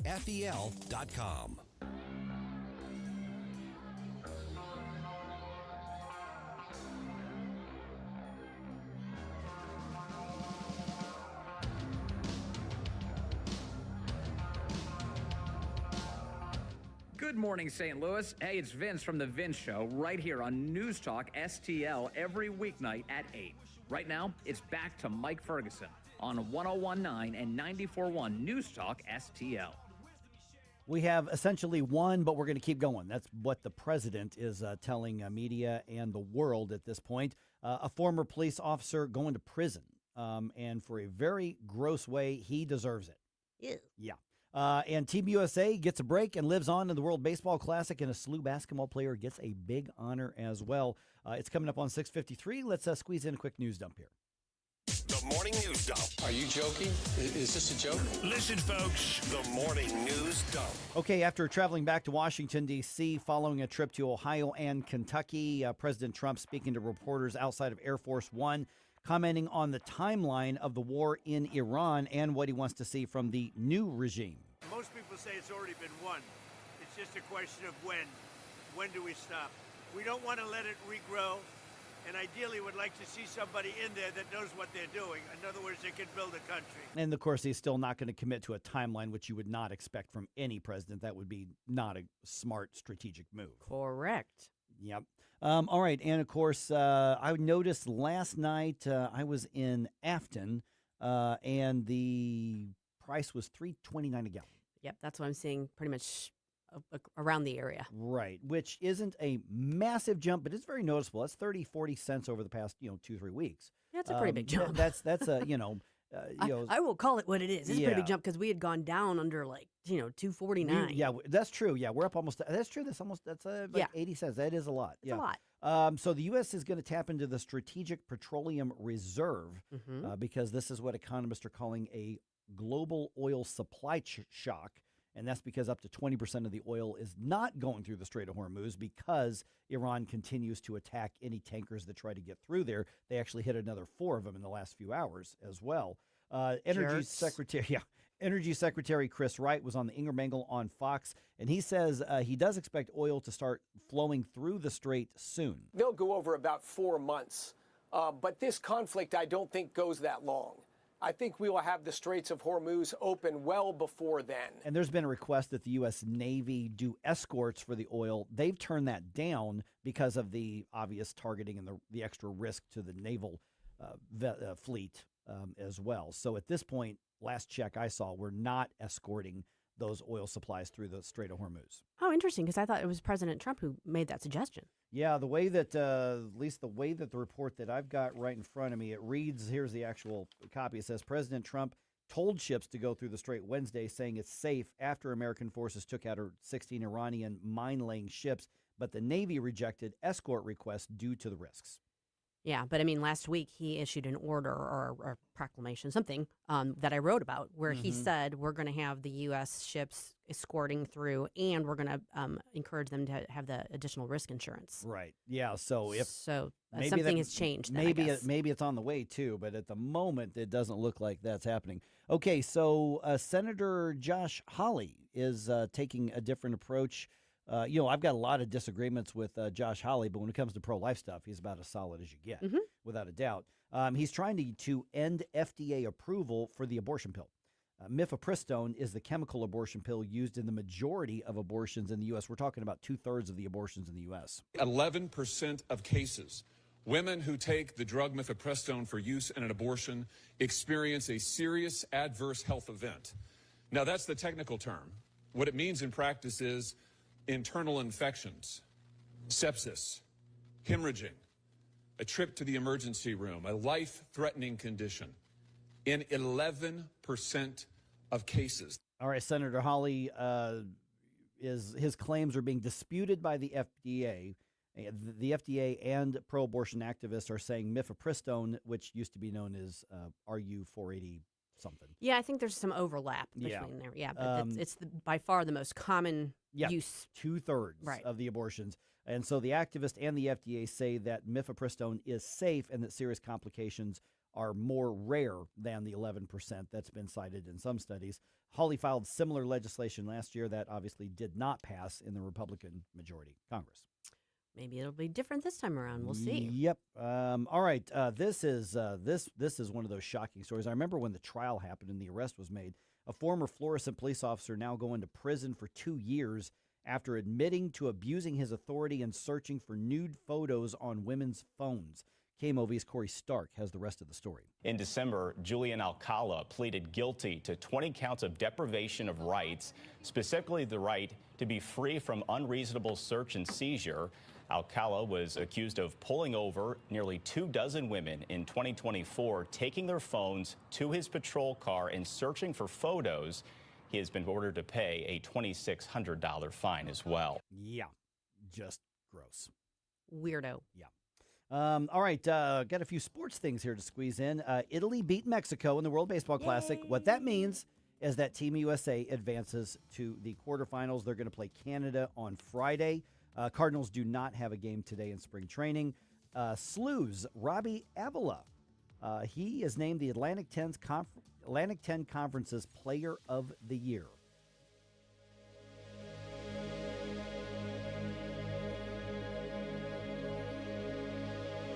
When I have business clients or guests from out of town, I often take them to Cafe Napoli. I know they're going to enjoy any of the Napoli locations. Cafe Napoli in Clayton, Napoli 2 in Town and Country, Napoli 3 in St. Charles, next to Napoli C, Napoli Kirkwood, or Napoli Brothers Pizza and Pasta in the Chesterfield Valley. Excellent food and intellectual conversation, if they bring the intellectual conversation. And NapoliSTL.com. NapoliSTL.com. Why are you going to work? It's Sunday. It's a brand new show on News Talk STL. JC's Sunday Showgram. The Academy Awards are Sunday night, so it'll all be about the movies, with everyone from Tom Hanks and Steven Spielberg to Siskel and Ebert, Kenny Loggins, and Harold Ramis. Carl's out there practicing his golf swing, cutting the tops off flowers with a grass whip. All brought to you by the Weber Automotive Group. Sunday morning, 7 to 9. Then podcast each Monday on NewsTalkSTL.com. Hey, Colombo here for Intervine, a great local company that has customers all across the country due to the quality of their products. Intervine has the best flashlights, lanterns, headlamps, and even batteries, including the new Monster 2000 Lumen waterproof lantern and the Sentinel 2000 self-defense flashlight. Our home and vehicles are full of great Intervine products, and right now you can shop their website and get 25% off your entire purchase just by using my name, Tony, as your promo code. That's promo code Tony at Intervine.com. KLGY HD3 Clayton, K270BW Bellefonte, KNVS Bowling Green. This is News Talk STL at 1019, 94.1, and always streaming at NewsTalkSTL.com. News this hour from Town Hall. I'm Greg Clugston in Washington. Iran attacked commercial and civilian ships overnight as U.S. and Israeli strikes continue to target the capital, Tehran. The UN Security Council is demanding a halt to Iran's targeting of neighboring Gulf states that threatens global oil supplies. The war is not just dealing a blow to the oil and gas industry by shutting down the Strait of Hormuz, but also shutting down the few ports in the Middle East from where oil is exported. And the Iranians really seem to be digging in order to create a prolonged economic shock. The Iranian Revolutionary Guard has now said that international Western financial institutions are also legitimate targets because they say that one of their banks has been hit. The BBC's Barbara Platt-Usher reporting. With oil prices now back above $100 a barrel, the International Energy Agency agreed to release 400 million barrels of oil, the largest volume of emergency reserves in its history. The U.S. also plans to release 172 million barrels of oil next week from its Strategic Petroleum Reserve to counter soaring prices. President Trump traveled to Kentucky yesterday where he condemned a Republican member of Congress. The president is upset with Kentucky Congressman Thomas Massie for disagreeing with many of his policies. And he said he hopes Massie loses in the upcoming GOP primary. We got to get rid of this loser. This guy is bad. He's disloyal to the Republican Party. He's disloyal to the people of Kentucky. And most importantly, he is disloyal to the United States of America. And he's got to be voted out of office as soon as possible. Speaking in Massie's home district, the president went on to call the congressman stupid. More on these stories at townhall.com. We all hear the radio ads about the IRS. They tell you to be afraid, to be scared, and they try to frighten you into calling. I'm not here to do that. Tax Relief Advocates is different. TRA is here to tell you that if you owe money to the IRS, whether it's $5,000, $50,000, or $500,000, we have a solution. It doesn't matter if you're sitting in your car, at work, or with your kids. No matter where you are, call now. 800-575-2341. Don't lose hope. TRA can eliminate or reduce what you owe to the IRS. Generous programs are now available that can give you a fresh start. Our passion is taxes and helping individuals fix their IRS problems. We have over 1,000 5-star reviews on Google and an A+ with the Better Business Bureau. You don't need to be afraid of the IRS any longer. End your tax nightmare today by visiting us online at TRA.com or call 800-575-2341. That's 800-575-2341. Tax Relief Advocates. Real solutions for real people. From the Michaels Flooring Outlet Weather Center. Meteorologist Shan Scotch with your first alert forecast. Things have really settled back down. A chilly start to the morning with temperatures back towards the mid to lower 30s. This afternoon, highs towards mid 50s, mostly sunny skies. Winds really start to ramp up Thursday night into Friday. Could be seeing wind gusts up to 30 miles per hour. That'll start to taper off into the early morning hours Friday. A high of 61 degrees for Friday, then into Saturday, 63, partly sunny. By Sunday, could see some chances of some rain and even some thunderstorms. That could switch over to some light snow late Sunday night into Monday morning. From the First Alert 4 Weather Center, I'm meteorologist Shane Scotch. This hour of News Talk STL is brought to you by Rodney and Jen Wallner and the entire Wallner home selling team at Berkshire Hathaway. Call them today at 314-810-SOLD. 314-810-SOLD. You can feel the Clydesdales circling the field. Hear the stands come alive. Smell the hot dogs, the popcorn, and cold beer in the air. See the crowd rise as the first pitch hits the glove. And just like that, a new season begins. The countdown is on until opening day, and tickets start at just $49. Don't miss St. Louis's favorite holiday. Get your tickets at cardinals.com/opening day. This season, step up to the ultimate game day experience with Cardinals all-inclusive tickets. Enjoy a full buffet, complimentary bar, and unbeatable views inside Busch Stadium. It's great food with great company for every pitch, hit, and home run. Choose your experience in the Budweiser 703 Club, UMB Champions Club, Professional Red Jacket Club, and more. See the game like a VIP with all-inclusive tickets. On sale now at cardinals.com/tickets. Mike Ferguson. I don't know how to put this, but I'm kind of a big deal. Susie Moore. They look very aggressive. I think they want to beat me up. Get up, St. Louis. So it's time to get out of bed. Pour yourself the greatest cup of Kofifi the world has ever seen. Rise up with one voice. Drain the swamp and take back our country. Today's the day we're going to do it, and it's time to do it right now, believe me. Mike Ferguson in the morning on News Talk STL. Okay, on the Missouri side of our News Talk STL listening area, what happens over the next couple of months is going to determine what a lot of this year's elections around Missouri look and sound like, because Republicans are going to either follow through with all the big promises and be able to run on the successes, or have to explain themselves on the campaign trail. We're basically at halftime of the Missouri legislative session as of today. The Republican supermajority has the opportunity to deliver on some big promises, and a lot of things are looking pretty good right now as well. So it's halftime. Let's check the score, shall we? We're now joined by State Representative Alex Riley. Now, currently the majority leader, going to be the Speaker of the House here. So, Alex, appreciate you being on the program here. Overall, you go into the session, you being in leadership, you know the pressure's on. You know the grassroots conservatives are saying, okay, we don't want to hear, oh, gosh darn it, the clock ran out on this one. Let's try again next year. The governor, you, the Speaker, Senate leadership, they said this is the year. We're getting some big stuff. Overall assessment, how do you like what is moving forward, and are there areas we still need to be concerned and put some more of that grassroots pressure on? Well, good morning, and thanks for having me. Great question to start things off. And I would say the session, particularly on the House side, is off to a fantastic start. So by the time we get done with session this afternoon, we will have passed over 100 bills out of the Missouri House of Representatives and over to the Senate. And the vast majority of those bills are good, strong, common sense, conservative legislation that we all as Republicans say every election cycle we want to do.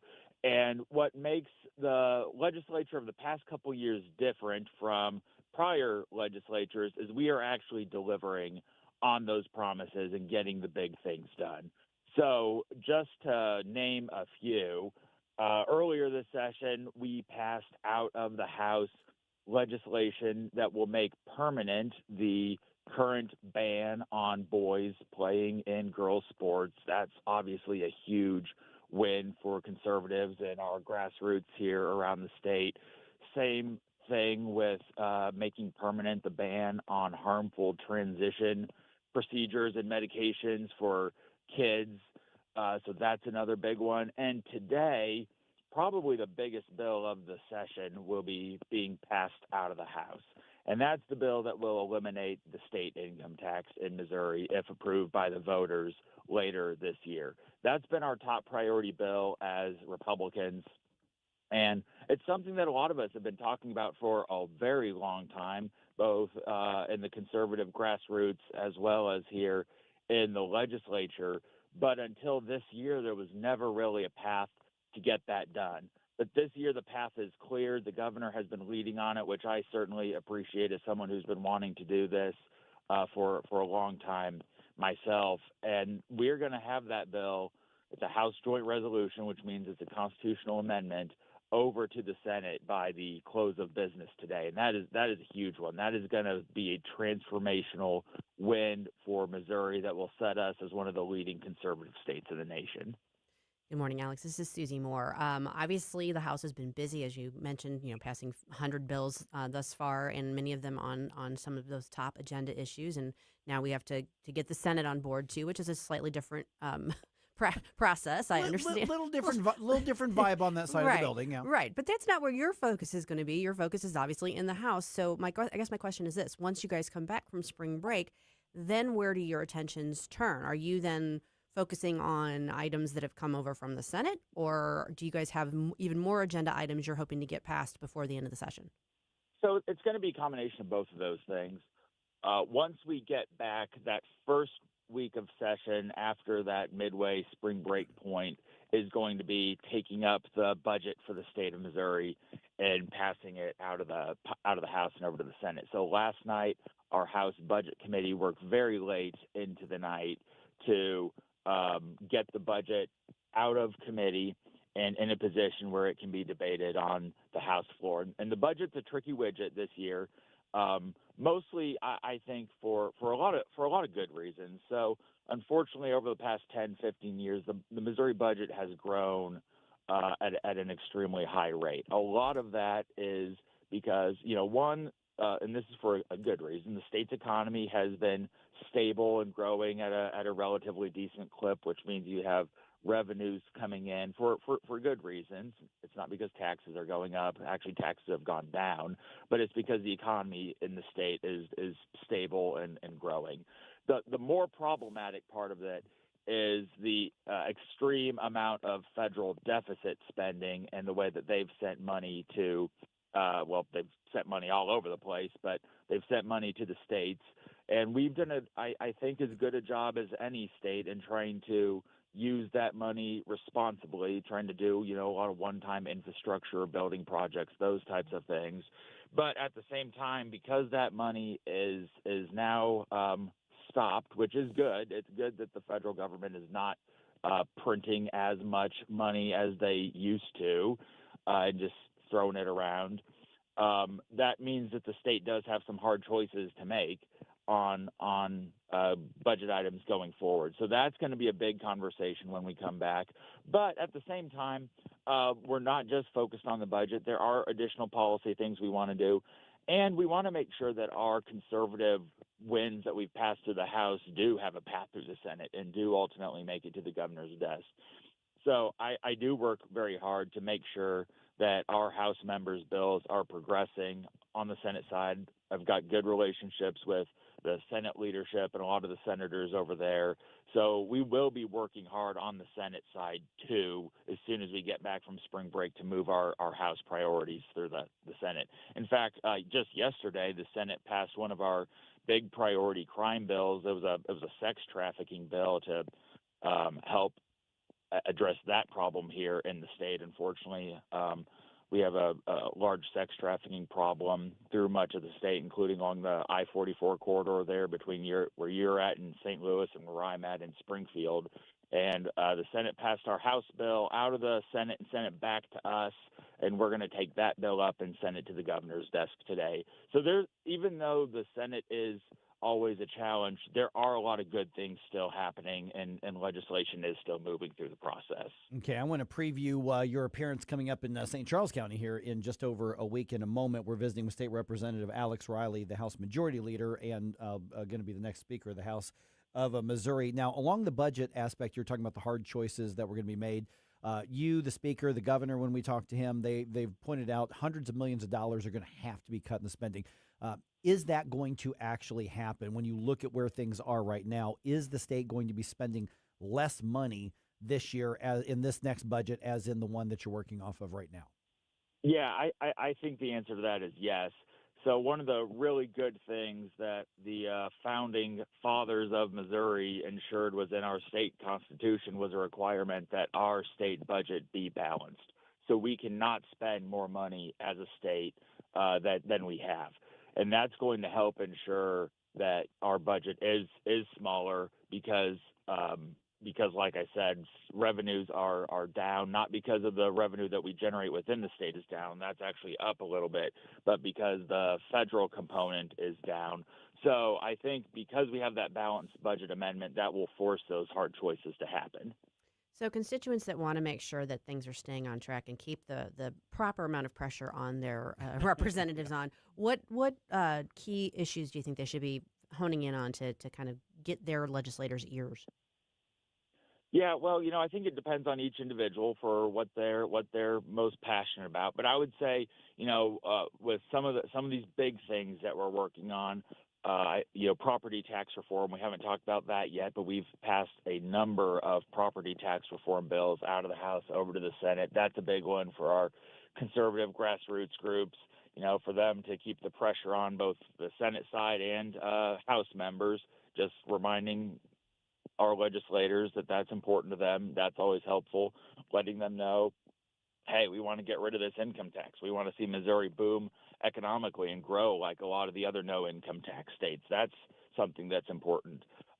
Really, whatever it is that's important to our conservative grassroots, just having those voices continually reach out to state legislators to let them know where they are, what's important to them, is very helpful. All right, you're going to be in the area next week at the St. Charles County Lincoln Trump Dinner. Now, by the way, tomorrow, Friday the 13th, that's the last day to reserve your tickets or if you want to get a table. So just heads up, everybody, on that. If you want to be there, you need to move on that. Details at NewsTalkSTL.com. But, Alex, you're going to be featured speaker. What is it that we can expect from you? Give us a little preview of sort of rallying the troops. Yeah, so we're going to be talking a lot about what we've already accomplished this session, what needs to happen in the future. We've got some big things that I know you guys have covered on your show that are going to be on the ballot later this year with a pro-life amendment that's designed to reverse that really terrible abortion amendment that got passed and is now in the Constitution. We have a really important initiative petition reform amendment that's on our ballot because of the work that the legislature did in special session last year, and that's designed to make sure that special interests from outside the state don't continue to corrupt our state's constitution. We're going to talk about that.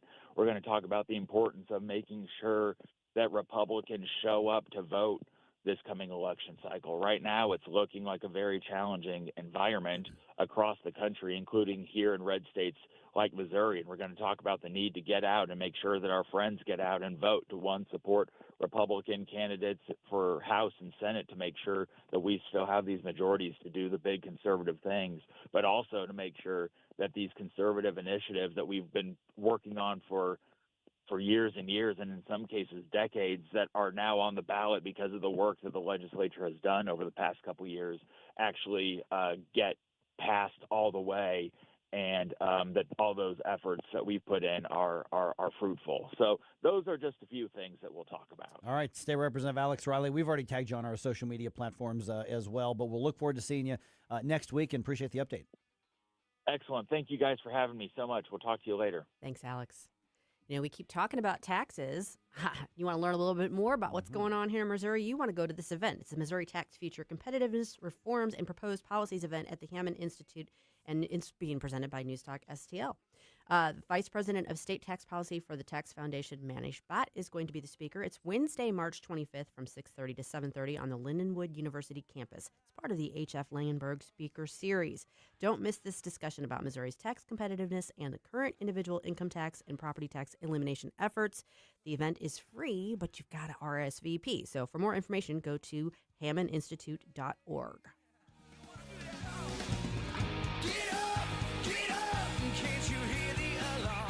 Mike Ferguson in the morning. I like it, but they're going a little overboard with the dancing. On News Talk STL.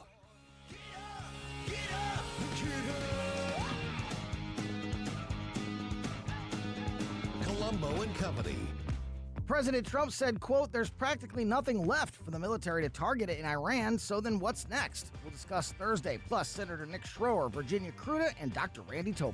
Live and local weekdays at 2 on News Talk STL. Hey, Tony Colombo here with Tim Jones for our friends Rodney and Jen Wallner, the Wallner home selling team at Berkshire Hathaway, the #1 home selling team in the St. Louis area, and I can say that from firsthand experience. My wife and I were blown away from the results that we saw from working with Rodney and Jen, from selling our old home faster and for more money than we thought possible to finding our family's perfect new home. They over-delivered every step of the way, and right now it's still very much a seller's market. So, Tim, for folks that have been thinking about selling their home, it's a perfect time to call the Wallners. That's right, Tony. And don't forget, they're licensed in both Missouri and Illinois, so no matter where you are in the metro area, you can put St. Louis's #1 home selling team to work for you. The Wallners' experience and work ethic, second to none. And of course, the numbers speak for themselves. The Wallners sell 15 times more homes per year than the typical realtor. Right now, they're working with so many qualified buyers, they'll guarantee to obtain you an offer. If you've been thinking about selling your home, don't wait. Call the Wallners now at 314-810-SOLD. That's 314-810-SOLD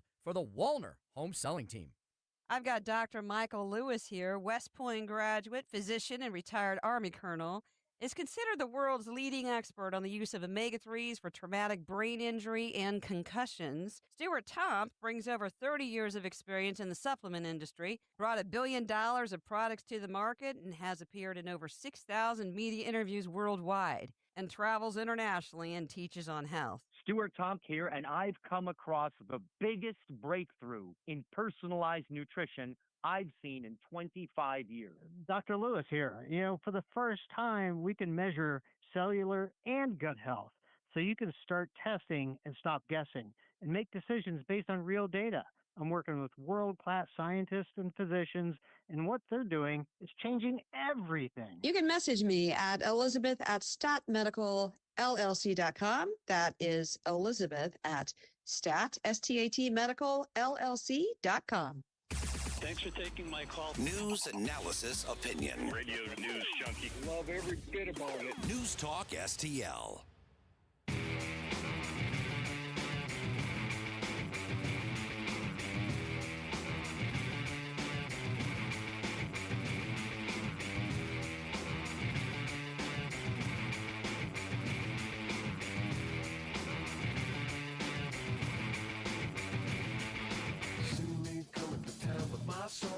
I love that you're starting your day off right with Mike Ferguson in the morning. It's your boy Joe Pags. Talk to you tonight. But now let's get back to Mike.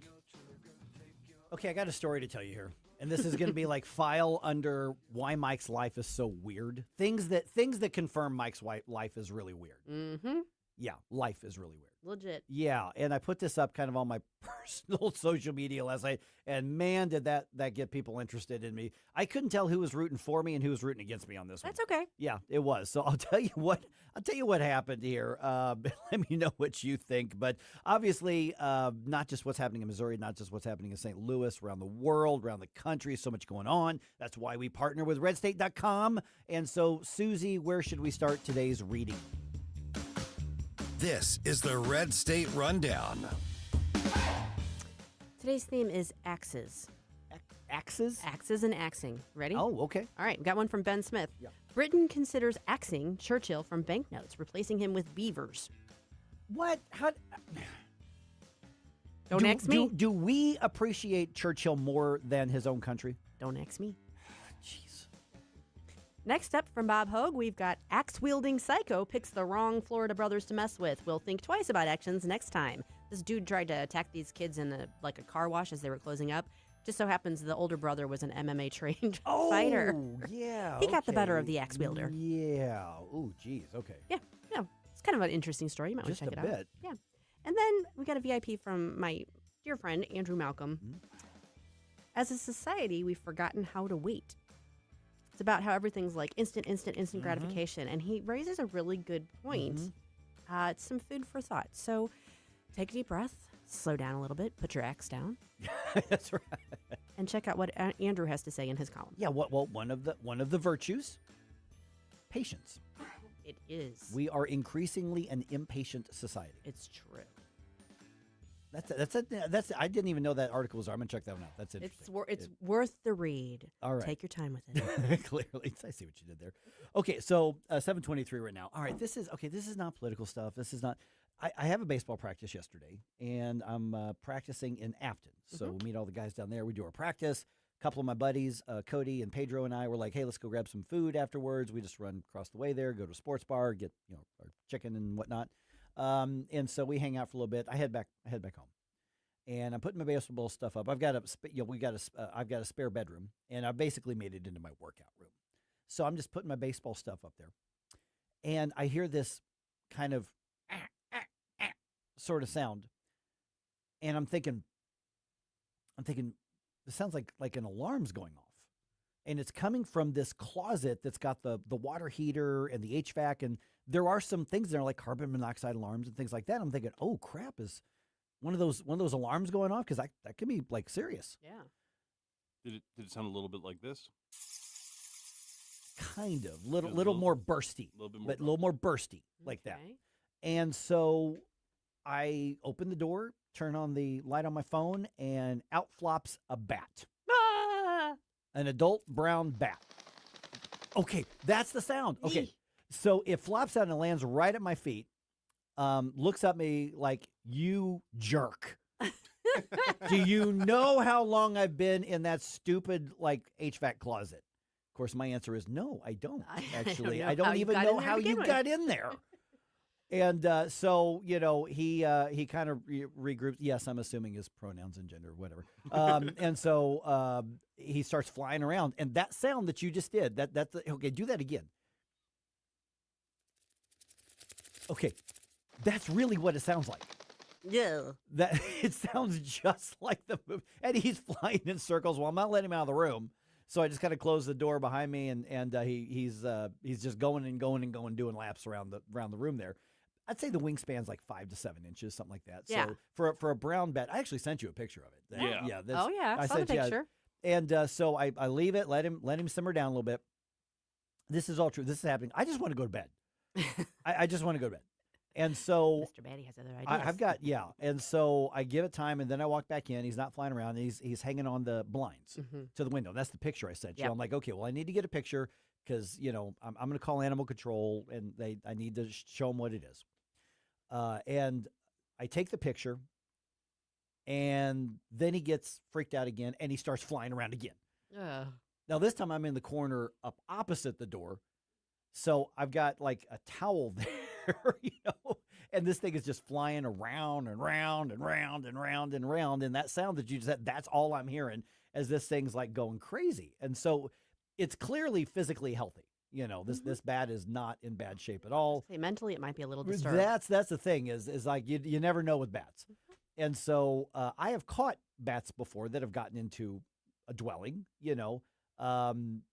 the last time I had to deal with that was a long time ago, and you can do it. But here's the thing: bats are really good. You don't want to hurt the bat. No, bats are a very good sign if you've got them around just on the outside of your house, because they eat thousands of mosquitoes. Yes. So you definitely want bats.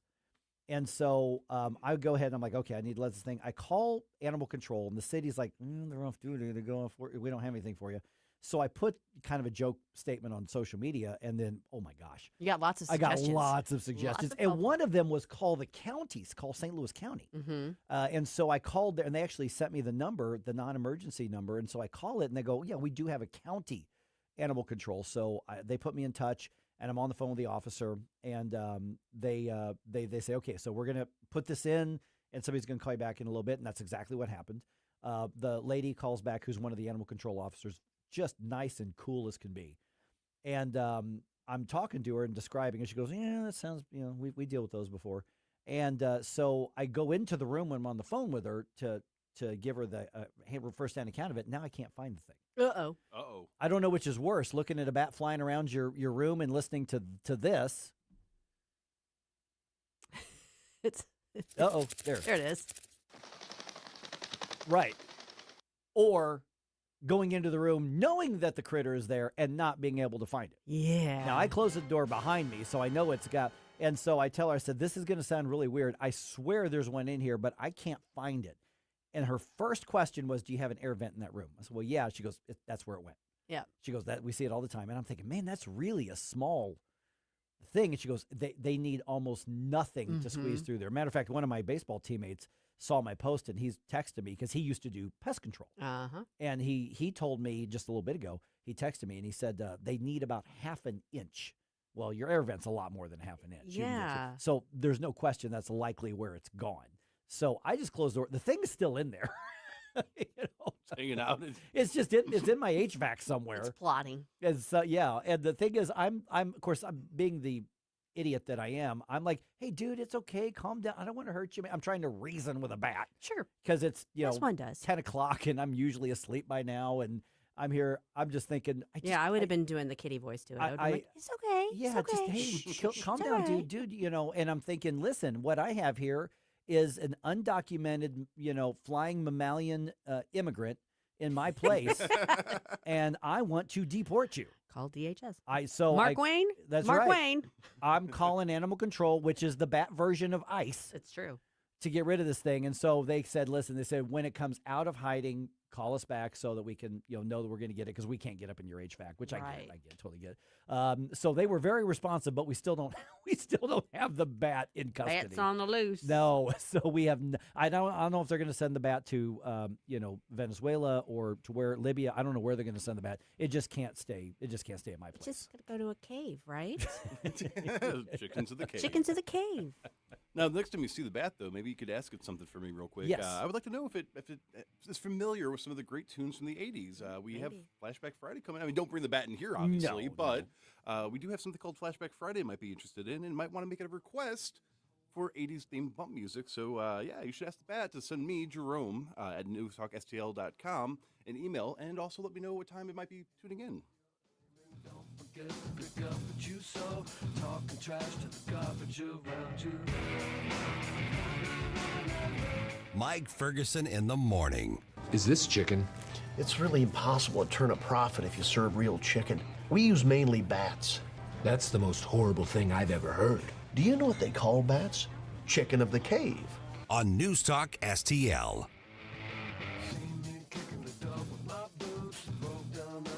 From the Michaels Flooring Outlet Weather Center. Meteorologist Shan Scotch with your first alert forecast. Things have really settled back down. A chilly start to the morning with temperatures back towards the mid to lower 30s. This afternoon, highs towards mid 50s, mostly sunny skies. Winds really start to ramp up Thursday night into Friday. Could be seeing wind gusts up to 30 miles per hour. That'll start to taper off into the early morning hours Friday. I have 61 degrees for Friday, then into Saturday, 63, partly sunny. By Sunday, could see some chances of some rain and even some thunderstorms. That could switch over to some light snow late Sunday night into Monday morning. From the First Alert 4 Weather Center, I'm meteorologist Shane Scotch. John Beal knows it right after a hailstorm. New roofing companies start popping up everywhere. But the Small Business Administration reports 96% of them go out of business within the first 5 years. So how good is that warranty? John Beal started in the roofing business helping his granddad and his dad. Always offering the best roof, best price, best guarantee. John Beal Roofing, not some fly-by-the-night operation. Call my friend John, 1-800-NEW-ROOF, 1-800-NEW-ROOF. Larry Connor's commentary, brought to you by Vincent's Jewelers, offering a wide selection of jewelry, including lab-grown diamonds, affordable earrings, bracelets, necklaces, and rings, up to 75% off their natural counterparts. Visit VincentsJewelers.com. This is Larry Connor's commentary on News Talk STL. The question has been asked, is President Trump thinking of restarting the military draft to deal with Iran? In other words, considering U.S. boots on the ground invading Iran. The official White House response, all options are on the table. Well, that's enough breadcrumbs under the table for the legacy puppies to start barking, yes, Trump is this close to reinstating the draft. It's not a fact, just their barking. We've had conscription, the draft going back to the American Revolutionary War. When JFK sent U.S. troops to Vietnam as advisors, that opened the door for the Vietnam draft. In Israel, men and women at age 18 are automatically drafted. That's because Israel is surrounded by nations which hate Jews. They worry about being invaded. Many in the world hate the U.S., but geography serves as our protection. making us less likely to be invaded by outsiders. But what if the invasion started inside our nation? Are we prepared to defend the homeland? Do we need the draft if not for invasion, but for protection? The debate is boiling. The only sure answer is many of those drafted or volunteered end in flag-draped coffins. Get more Larry Connors on Larry Connors USA. Tonight at 6 on News Talk STL. To have a roof over your head, a nice roof over your head, is very important. That's Rick talking about his experience with Rhino Shield ceramic coating. We got Rhino Shield 18 years ago, and they're very cooperative on getting us the right paint. They're in and out and done in no time. Once it was finished, looked great. We were very happy with it. The main reason Rick called Rhino Shield is because it's backed by a 25-year transferable warranty. We've watched a lot of people get their house painted 3 or 4 times, and we haven't had to do any of it. I don't know about you guys, but I don't want to have to paint it every 5-7 years. Take a tip from Rick and put down the paintbrush and call Rhino Shield for your free evaluation. 877-25-RHINO. 877-25-RHINO. Or visit 877-25rhino.com. We got Rhino Shield 18 years ago. Financially makes sense, especially if it's going to last like this did. Still looks great. Call now. 877-25-RHINO or 877-25rhino.com. Don't paint, don't Rhino, go Rhino Shield. Never paint your house again. Rhino Shield. 1 in 4 women will have an abortion before the age of 45 in this country. That's the tragedy we must work to stop. Mike Ferguson from The Morning Show here, and that is why Reach Reproductive Health is here, to empower parents to save the lives of innocent children and to see these families come to Christ. And you can be a part of saving and changing lives. So pray and visit outreachforlife.org to learn more, volunteer, and donate. That's outreachforlife.org. If you have a phone, you have a radio. Download the all-new News Talk STL app. Love the all-new News Talk STL app. On my way to work in the morning. Usually I'm in the car. I listen on the app in my car every morning going to work. Download the News Talk STL app and listen anytime, anywhere.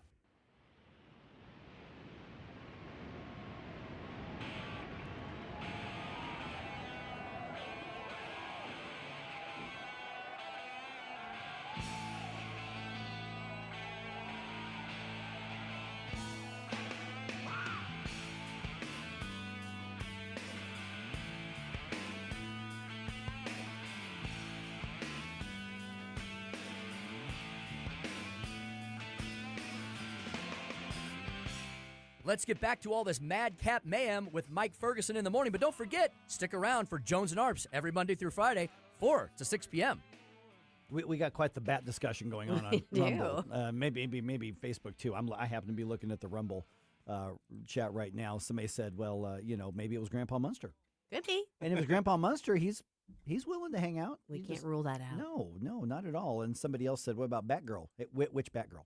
Well, yes. There were some makes a difference. Some phenomenal Batgirls over the years. I'm just saying, going all the way back to the beginning. That's and then my friend Steve commented on social media last night. He goes, "Well, wear a turtleneck and bring garlic and all that." I'm like, "Oh, well, that's the cool kind of bat." Yeah. I don't think this one was that. A bat with a backstory. That's right, exactly. And to my credit, I did. I offered to show up and help take care of the problem. You are welcome to stop by and, But then I realized Operation Bat Fury would be a bad idea for your dwellings, and I would probably make it worse. And the thing is with the bats is I don't want to hurt it.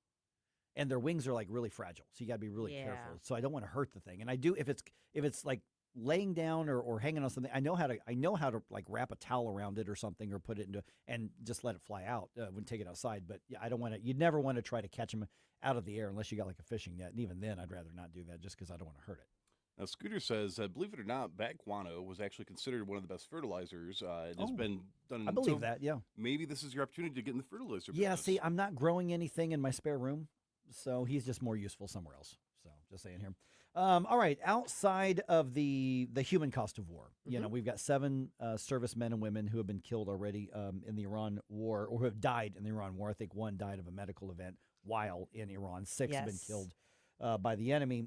There is a financial cost to the government, to all of us as well. So I want to put it that way because the most important cost is the human cost in any sort of war. But word on the street is that the White House is going to ask for, I've heard $50 billion to continue to execute the war in Iran. we've already spent over $11 billion over the past however many days it's been, 10, 12 days. So about $1 billion a day, give or take. And I've also read that $50 billion figure that's being reported by multiple outlets is pretty low as well. We won't know until that's made. Congressman Bob Onder this week said that they do expect to get a request for supplemental appropriations to continue to fund the war in Iran. Our government's already trillions of dollars in debt. So it's going to be really, really hard to talk about further tax cuts or, refund checks from Doge or all of that kind of stuff when we're talking about 60, 70, 80 billion dollars for a war in Iran. So that's part of the other part of the cost that is going to affect us. As support or oppose the war, those are the realities that we need to keep in mind when we talk about this. Yeah, I mean, you can't be naive. You have to recognize that there is a cost. And again, there's the human cost, but there's also the financial cost. And it's got to be justified if you're going to be asking for that kind of money. So, I mean, I do think that that's why, so often when you're talking about these sort of military excursions, if you will, they can only be short-lived without congressional approval. Correct. Because eventually, one way or another, you've got to get the legislature involved as well, both from a support standpoint and from a funding standpoint. Yeah, from a constitutional standpoint at some point, and then obviously the power of the purse. Exactly. And that's where the president's not going to have a choice but to go to Congress to keep this funded and keep it going. I mean, you've got a very, very tight margin. There will be probably a few Democrats who are going to vote to not strand the military operations, but I would not expect this to be an overwhelming vote if and when it comes to that. No. I think they're just too split right now. I caution to ask the question, but like you said, we can't be naive. The longer this goes, what's the likelihood the less popular it becomes? And I think that increases. Yeah, see, that's the thing. And the longer this goes, the closer we get to the midterm elections. It is in the Republicans' best interest for this to be a decisive victory, get out, and not have any lingering repercussions or retaliation from Iran. So win to the point where they are crippled at least through the end of the year, and get out. The longer this goes, I think you're right. The longer this goes, the less popular this is going to be. And there's a lot of people across the board, including on the right, that are kind of apprehensive about this in the first place. Yeah, it's one of those things that we can't know when it's going to be over until it's over for good reason. We've got signals from the administration that while they're not going to give it a concrete time frame, they're also, Trump himself is implying like we're I mean, this is something that they are seeing in their right in the near future. It does not seem like this is something that he's wanting to have drag out. No, I don't think so. And the military seems to be achieving most of its objectives. So I guess I'm going to say I'm kind of in the cautiously optimistic camp that it isn't going to be one of those situations. Well, it looks like Iran is actually shaping up to be the equivalent of Ukraine is to us for Russia and China. There is a legitimate benefit to those nations to have Iran continue to be operational with their military to keep striking stuff. The Associated Press right now is citing the Center for Research on Energy and Clean Air, and that group is recording that Russia has made nearly $7 billion in oil and fuel costs because that strait is being, the traffic through the strait is affecting the entire area's, energy supply. And Europe is also facing issues. Japan's facing issues with oil. So now they're looking, I guess, at Russia, and that's not going to be good if this keeps prolonging for them to be making that kind of money off this war. Well, and we talked earlier this week that there's a belief that Russia and China are basically partnering and trying to help Iran with intelligence and other things. Well, they're allies with Iran. Yeah, they're allies, like, and the World War II reference to the Axis. Sure. Axis powers was referenced, whether that's a direct comparison. There's probably some similarities there on it. But, Iran, remember, we think of victory differently than they think of victory. Well, sure. So we have to remember that, because to an American, it's like all your stuff's blown up. You don't have any way to fight back. You can't shoot down our planes. It's over. Just give up. That's not how they think, because this is not a military or economic thing. This is a religious thing. Yeah. And we have to remember that.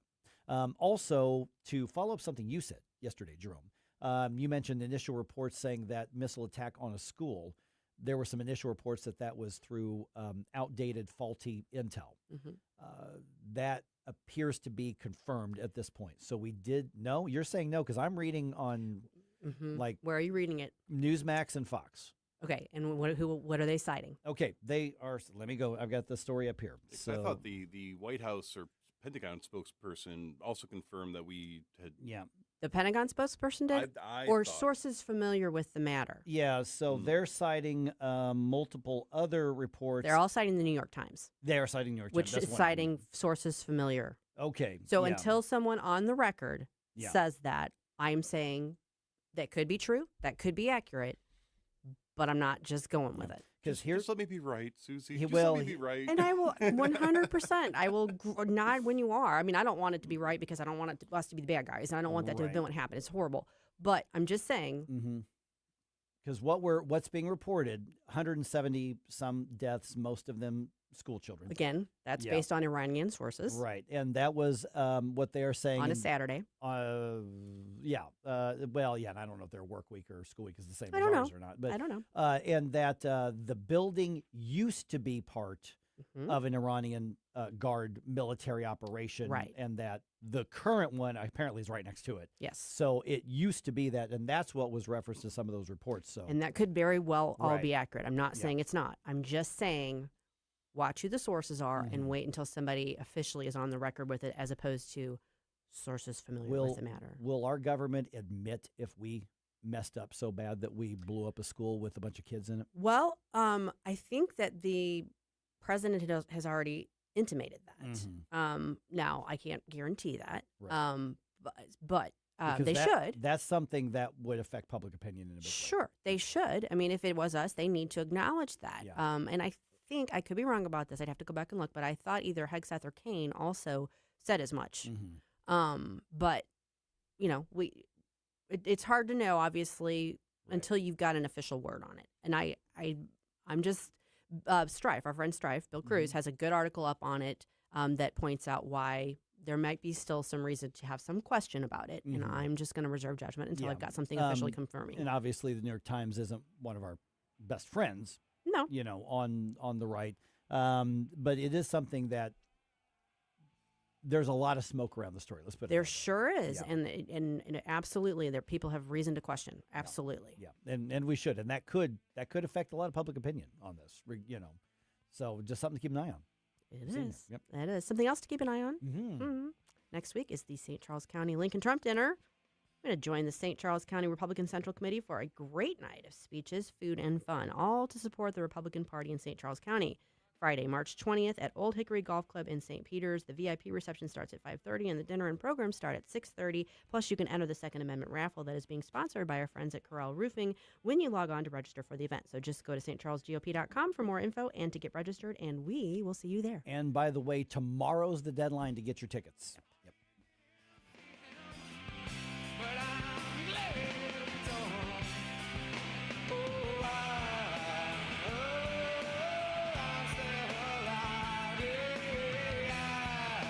Mike Ferguson in the morning. Someone in that control room is out of control. On Newstalk STL.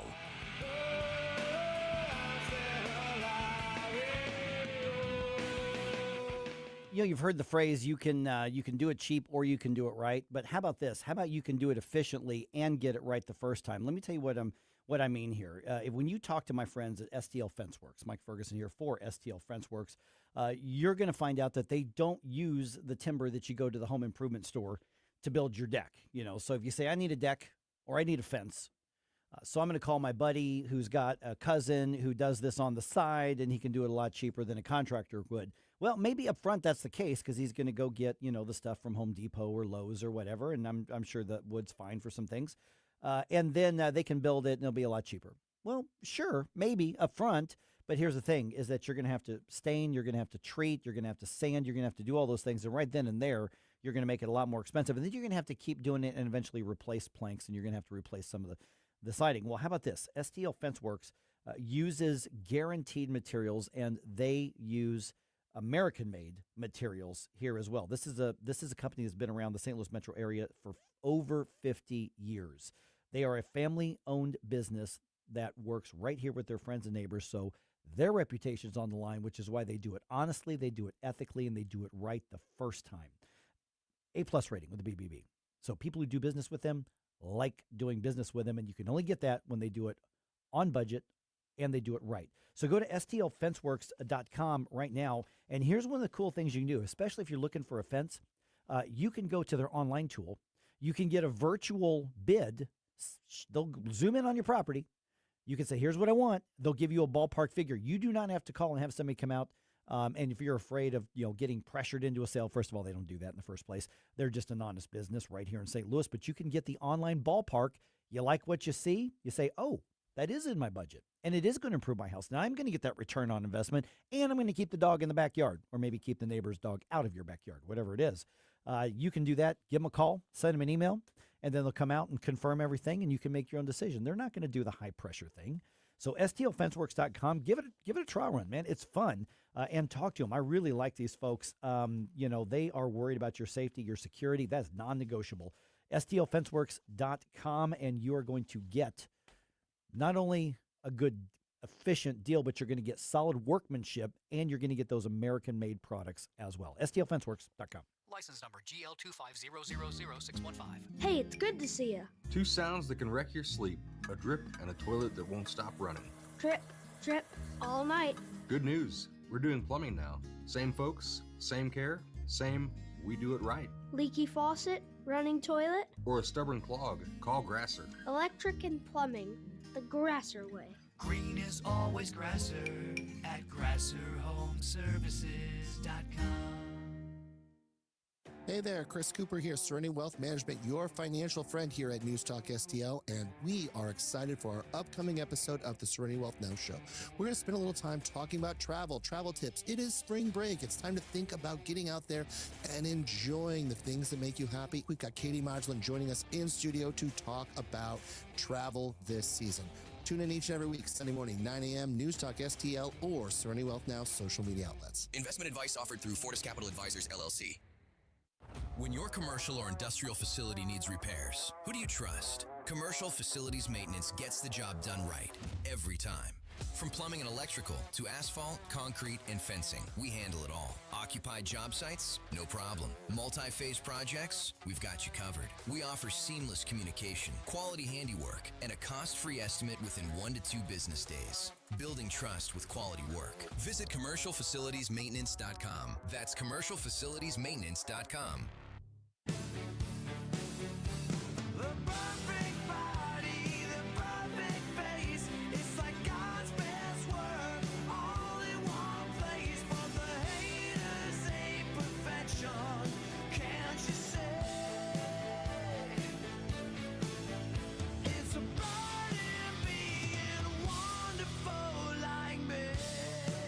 Hey folks, Jamie Allman here, waiting for you for the 3 Martini Lunch, the Common Sense Radio, the Allman Report on News Talk STL. Now back to Mike Ferguson in the morning.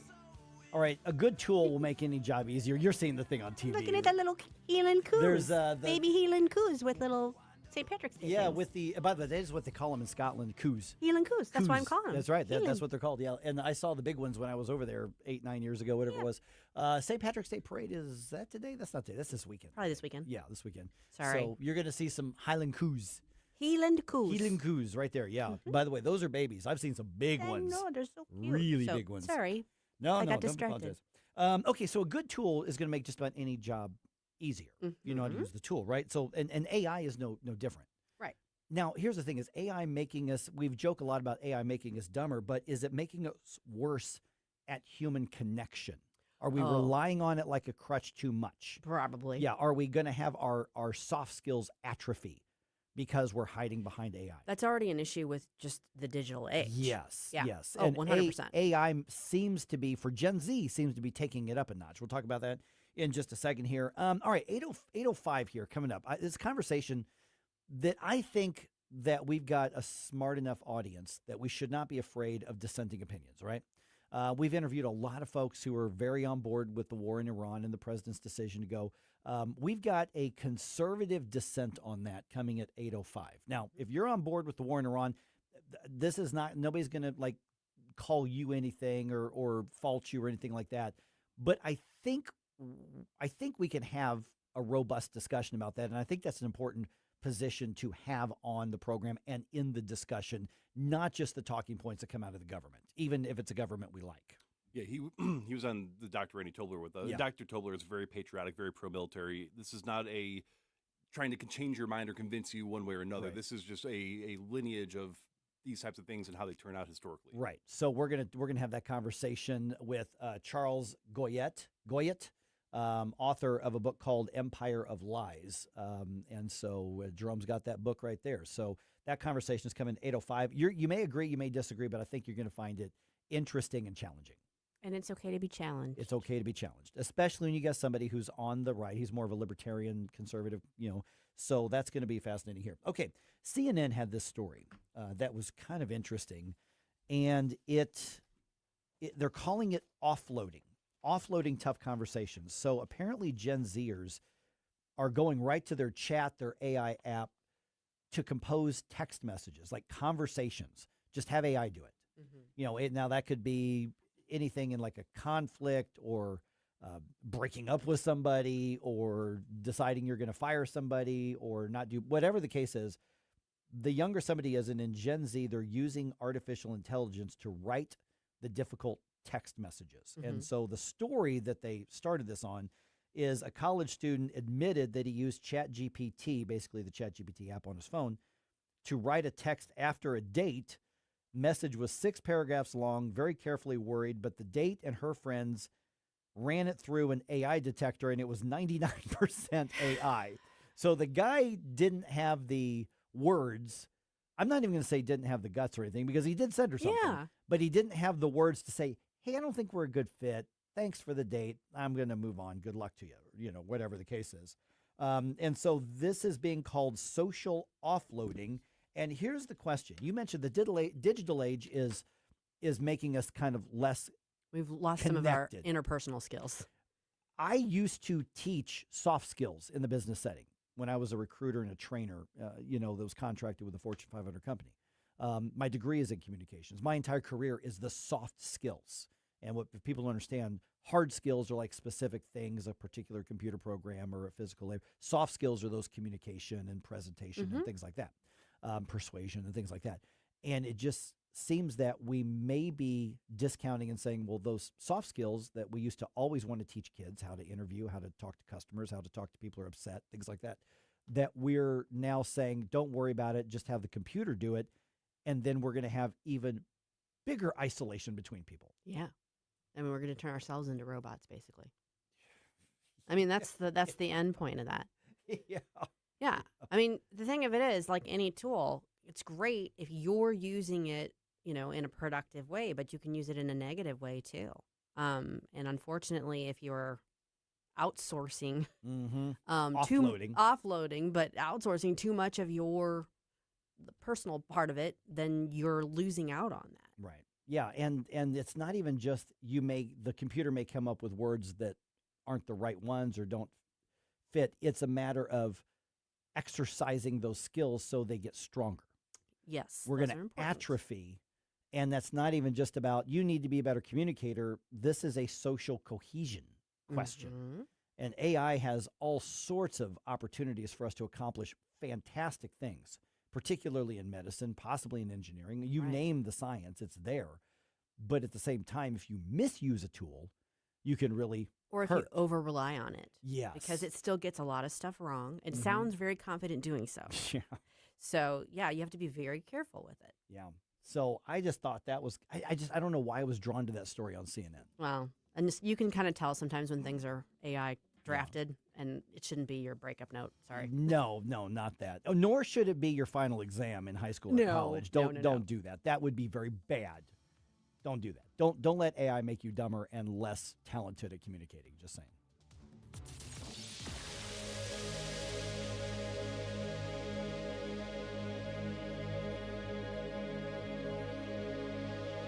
Hey, Jamie Allman here for my favorite go-to store for seafood, gourmet goodness, and tons of wine. It's Stars, 1135 South Big Bend. A huge selection of seafood flown in from the coast. Lemon sole, halibut, Maryland lump crab, Gulf shrimp, and you gotta try the trout dip. Plus, imported and domestic hand-cut cheeses, lots of hand-picked wines at great prices, hard-to-find gourmet foods, and fresh roasted coffee using only the best quality beans. Stars, 1135 South Big Bend, just off of Highway 40.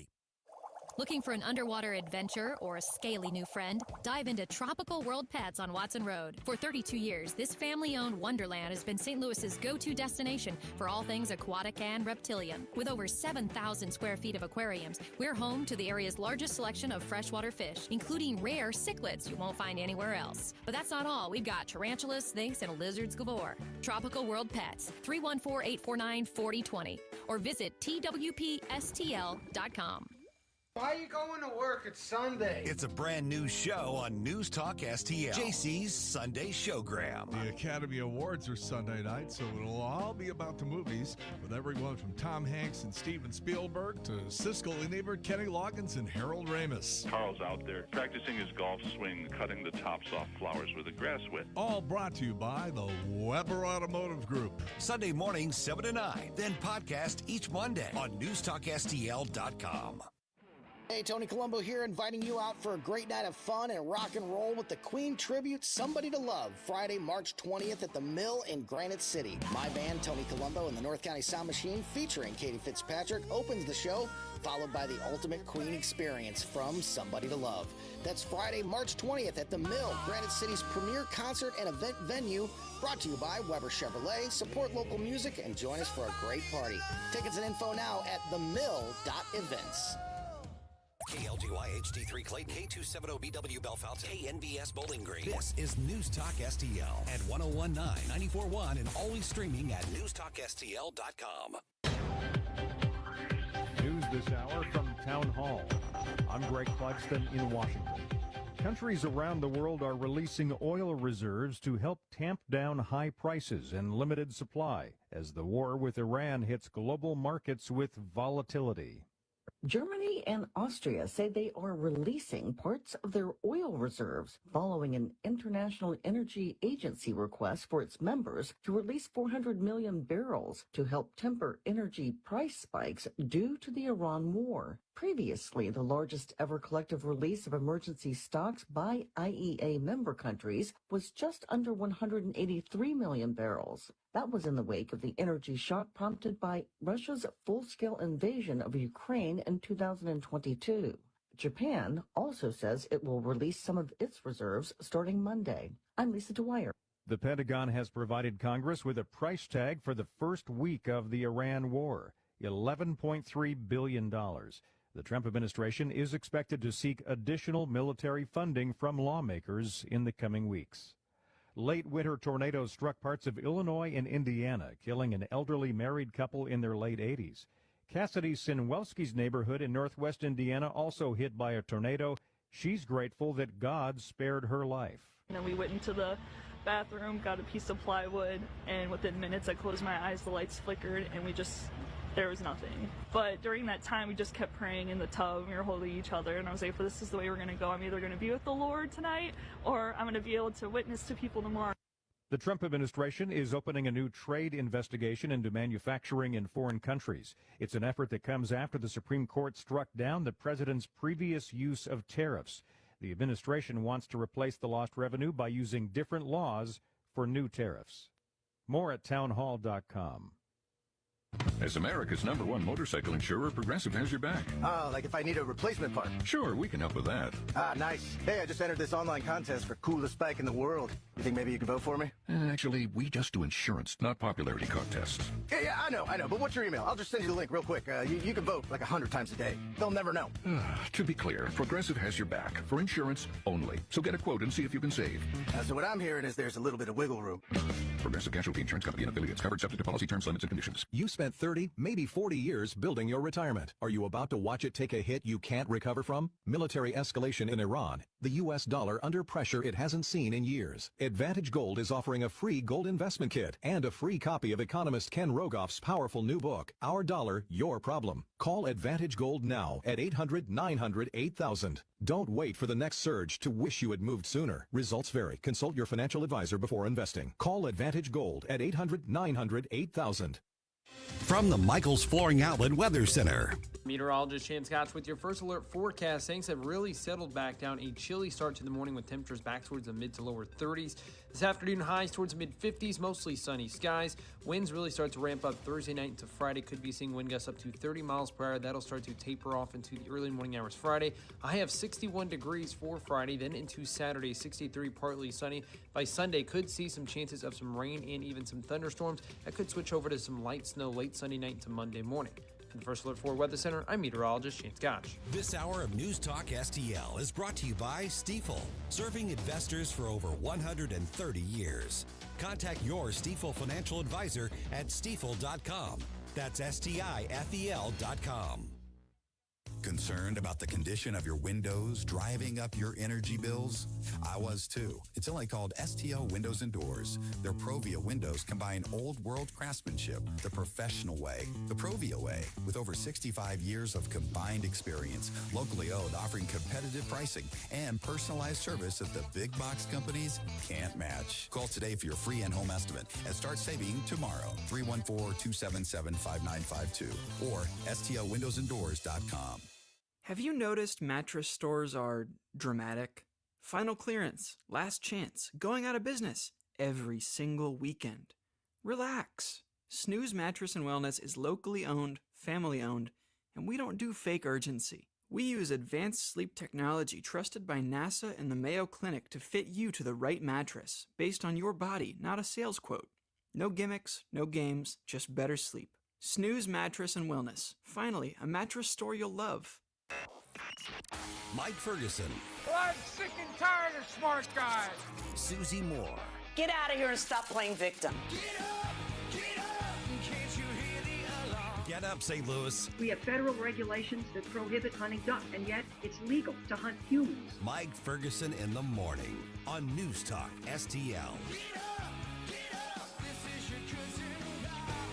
All right, we've done several interviews over the past week and a half with leaders and with activists who support the war in Iran, or support that military offensive in Iran. And I think conservatives are, I've been accused of being more of a conservatarian.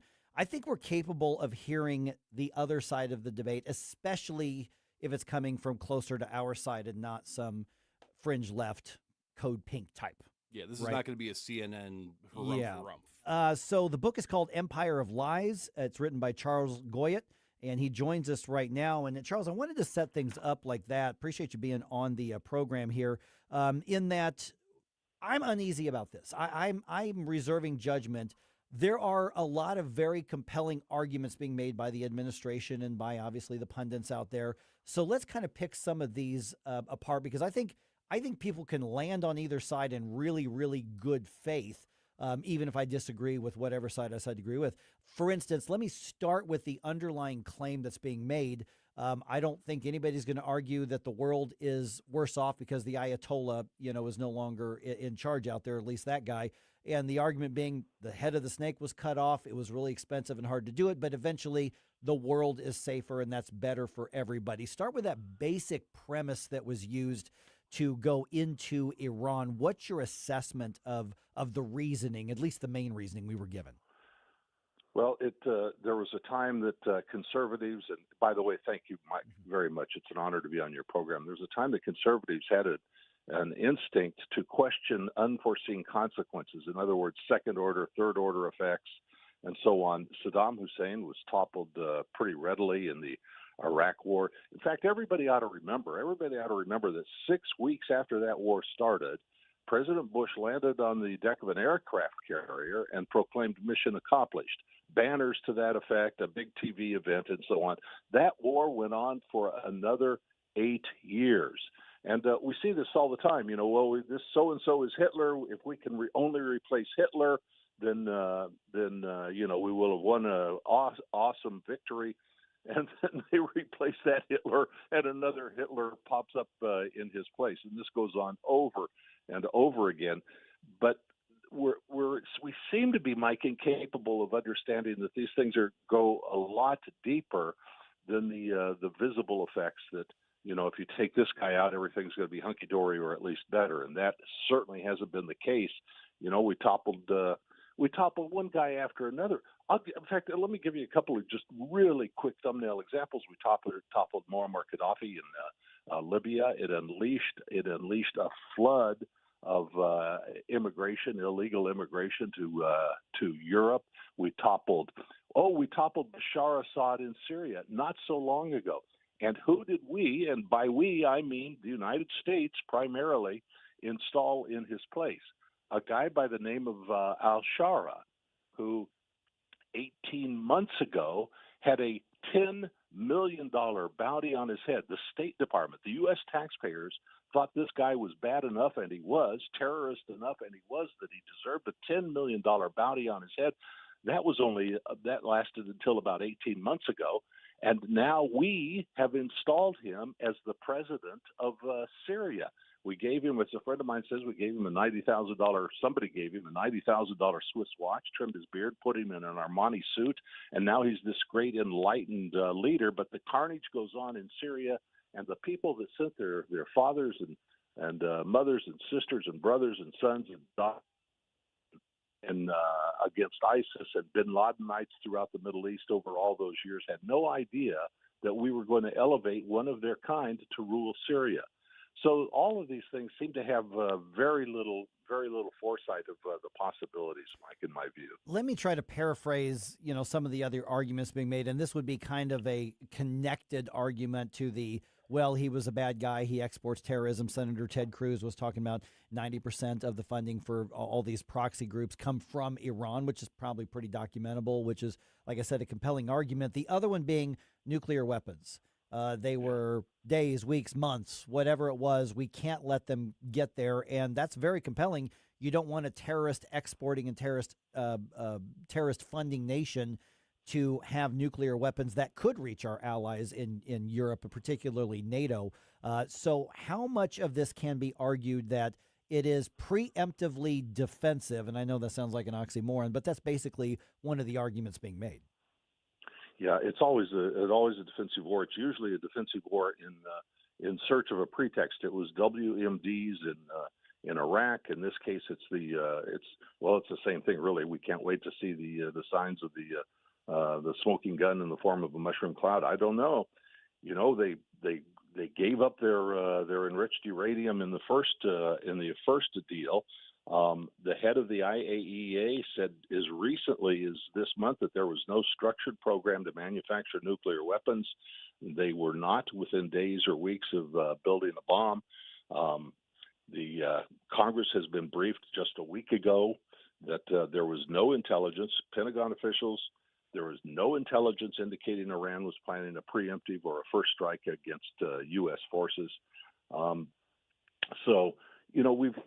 We've really opened the floodgates.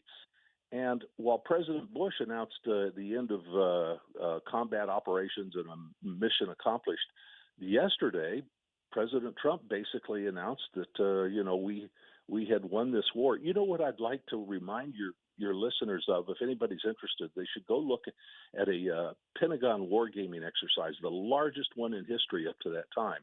It was actually set in the Persian Gulf, the red team versus the blue team, and it was a case of asymmetric warfare. And the blue team had I don't remember which color was which, but the one team had all the electronic surveillance, the big jets, the high-tech equipment, the radars, and so on, and yet using simple techniques, Marine General Paul Van Ripper beat the heck out of them. With instead of using telephones that could be surveilled to understand what they were doing, they used couriers on motorcycles and bicycles to deliver messages. They used all of this so-called primitive stuff. They encoded messages to their fighters in the daily call for prayers.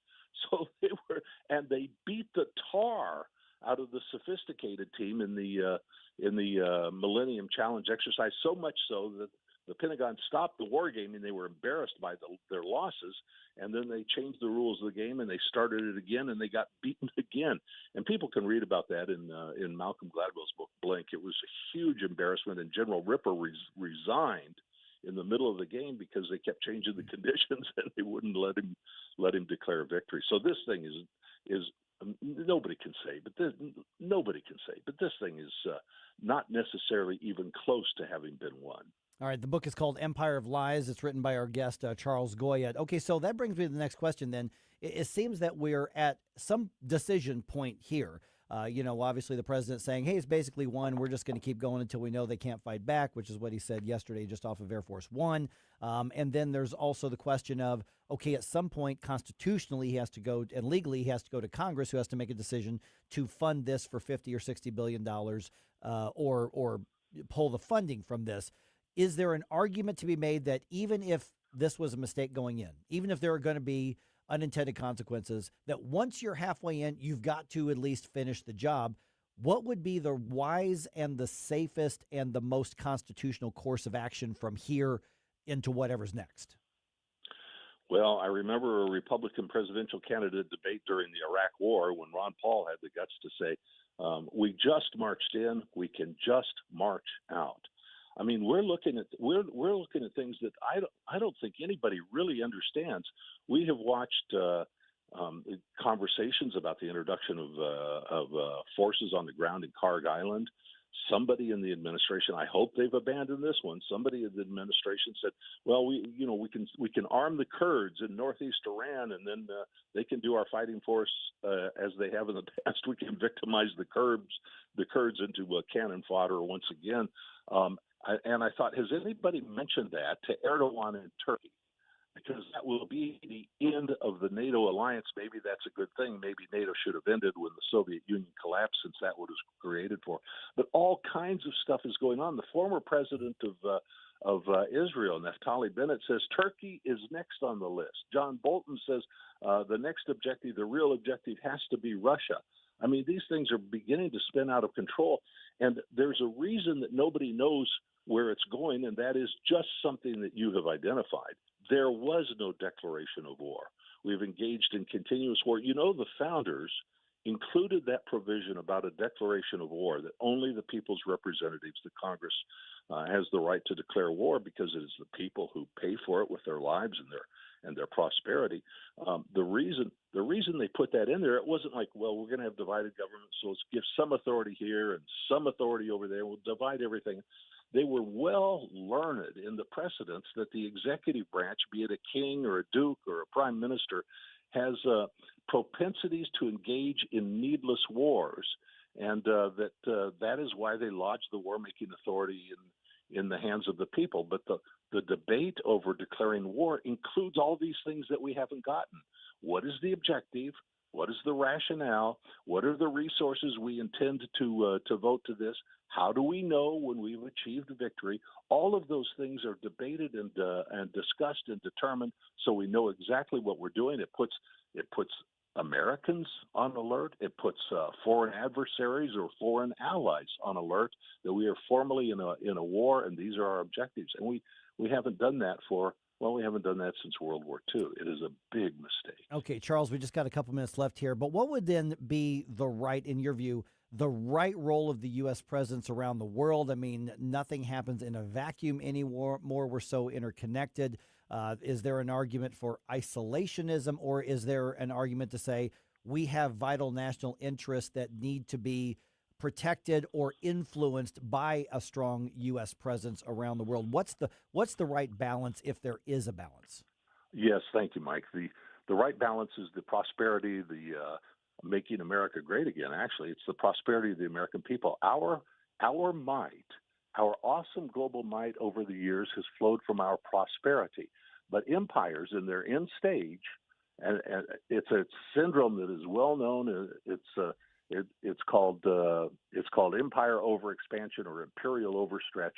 In their declining stage, they see their decline in influence and control and hegemony over the world, as a result, not of their failing economic prowess, but as a result of as a challenge that has to be met in military terms. And so they divert even more money from the productive sector of the economy that made them awesome and mighty to begin with, and they devote it to military imperialism and presence all over the world. Let's make America great again. Let's rebuild this country. Let's let the American people prosper, and it will make us mighty and unchallenged again. Okay, the book, once again, Empire of Lies. We're going to find a way to put that up on the News Talk STL bookstore if people want to find that. But people want to be in touch with you, Charles. They've got questions. Follow your writing on this. What's the way to do it? Well, they can go to empireoflies.com, empireoflies.com, and I'm on X, Charles Goyette, Goyette. All right, we've already tagged you on our social media. Charles, I really appreciate the conversation. Mike, thank you so much for having me on. All right, this discussion is going to be up on our podcast, and I got a feeling this would be one you should put out there for debate, even if you are somebody who absolutely disagrees with what you just heard and you agree with the president. Still, put that one up there. These are the healthy debates that we should be having, especially when it comes from within our side. Also, just ahead, I've got the news dump coming your way here at about 8:21. Find out why a now former police officer is going from the patrol car into prison. I see your indifference. Stop it right now before you blow us all away. Mike Ferguson in the morning. Message to Iran. I'm going to bomb the shit out of them. On News Talk STL.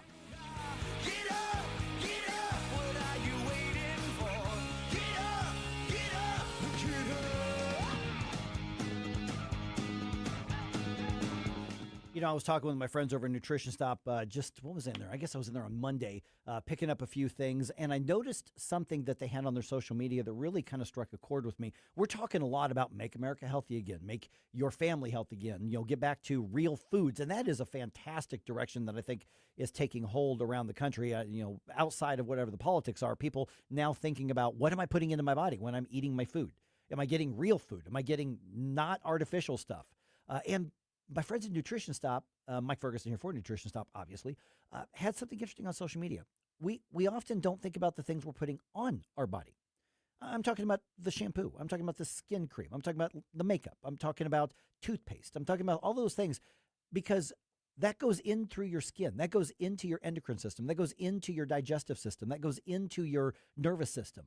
And a lot of times we'll say, well, I just need to get this topical thing. I need to get some skin cream. I need to get some deodorant or whatever. I can go to the dollar store and get it for $2 or $3 cheaper. Well, you can, but what are you putting into your body that's still being absorbed, just like it would be if you were eating a food that's made out of a bunch of unnatural stuff? It still gets into your system. And one of the ways that I have really started to feel better, and I have felt better, less inflammation, is by using the natural products from Nutrition Stop. I'm talking about, the toothpaste that I use that's antimicrobial, that is all natural, that has no, fluoride in it, that still rebuilds enamel. I mean, it does this great stuff. It costs, I think, like $3 more. But I could spend $2 or $3 more now to get something all natural and healthy, or I can put junk and chemicals and artificial things into my body and then spend tens of thousands of dollars later trying to treat something that I induced on myself. So $2 or $3 maybe over the dollar store, really about the same price if you go to one of the grocery stores, and you can get something that's natural and something that's not going to put toxins into your body. Maybe it tastes minty, but guess what? The natural stuff tastes minty too. So skincare products, what's on your lotion and you'll put into your mouth, those things matter too. NutritionStop.com, or just go check them out and ask them to show you around those items as well. It makes a big difference in your health. And tell him Mike was bragging about him on the radio. Don't let spring surprises ruin your comfort. Johnson Heating and Cooling in Wentzville is offering air conditioner checkups for just $99. We'll check your Freon, inspect your condensate hose, and test all electrical connections. Plus, we'll clean your system for no additional charge if you act before June 30th. Keep your home running smoothly this season. Visit johnson-heatingandcooling.com. That's johnson-heatingandcooling.com. Johnson Heating and Cooling. Your comfort, our priority.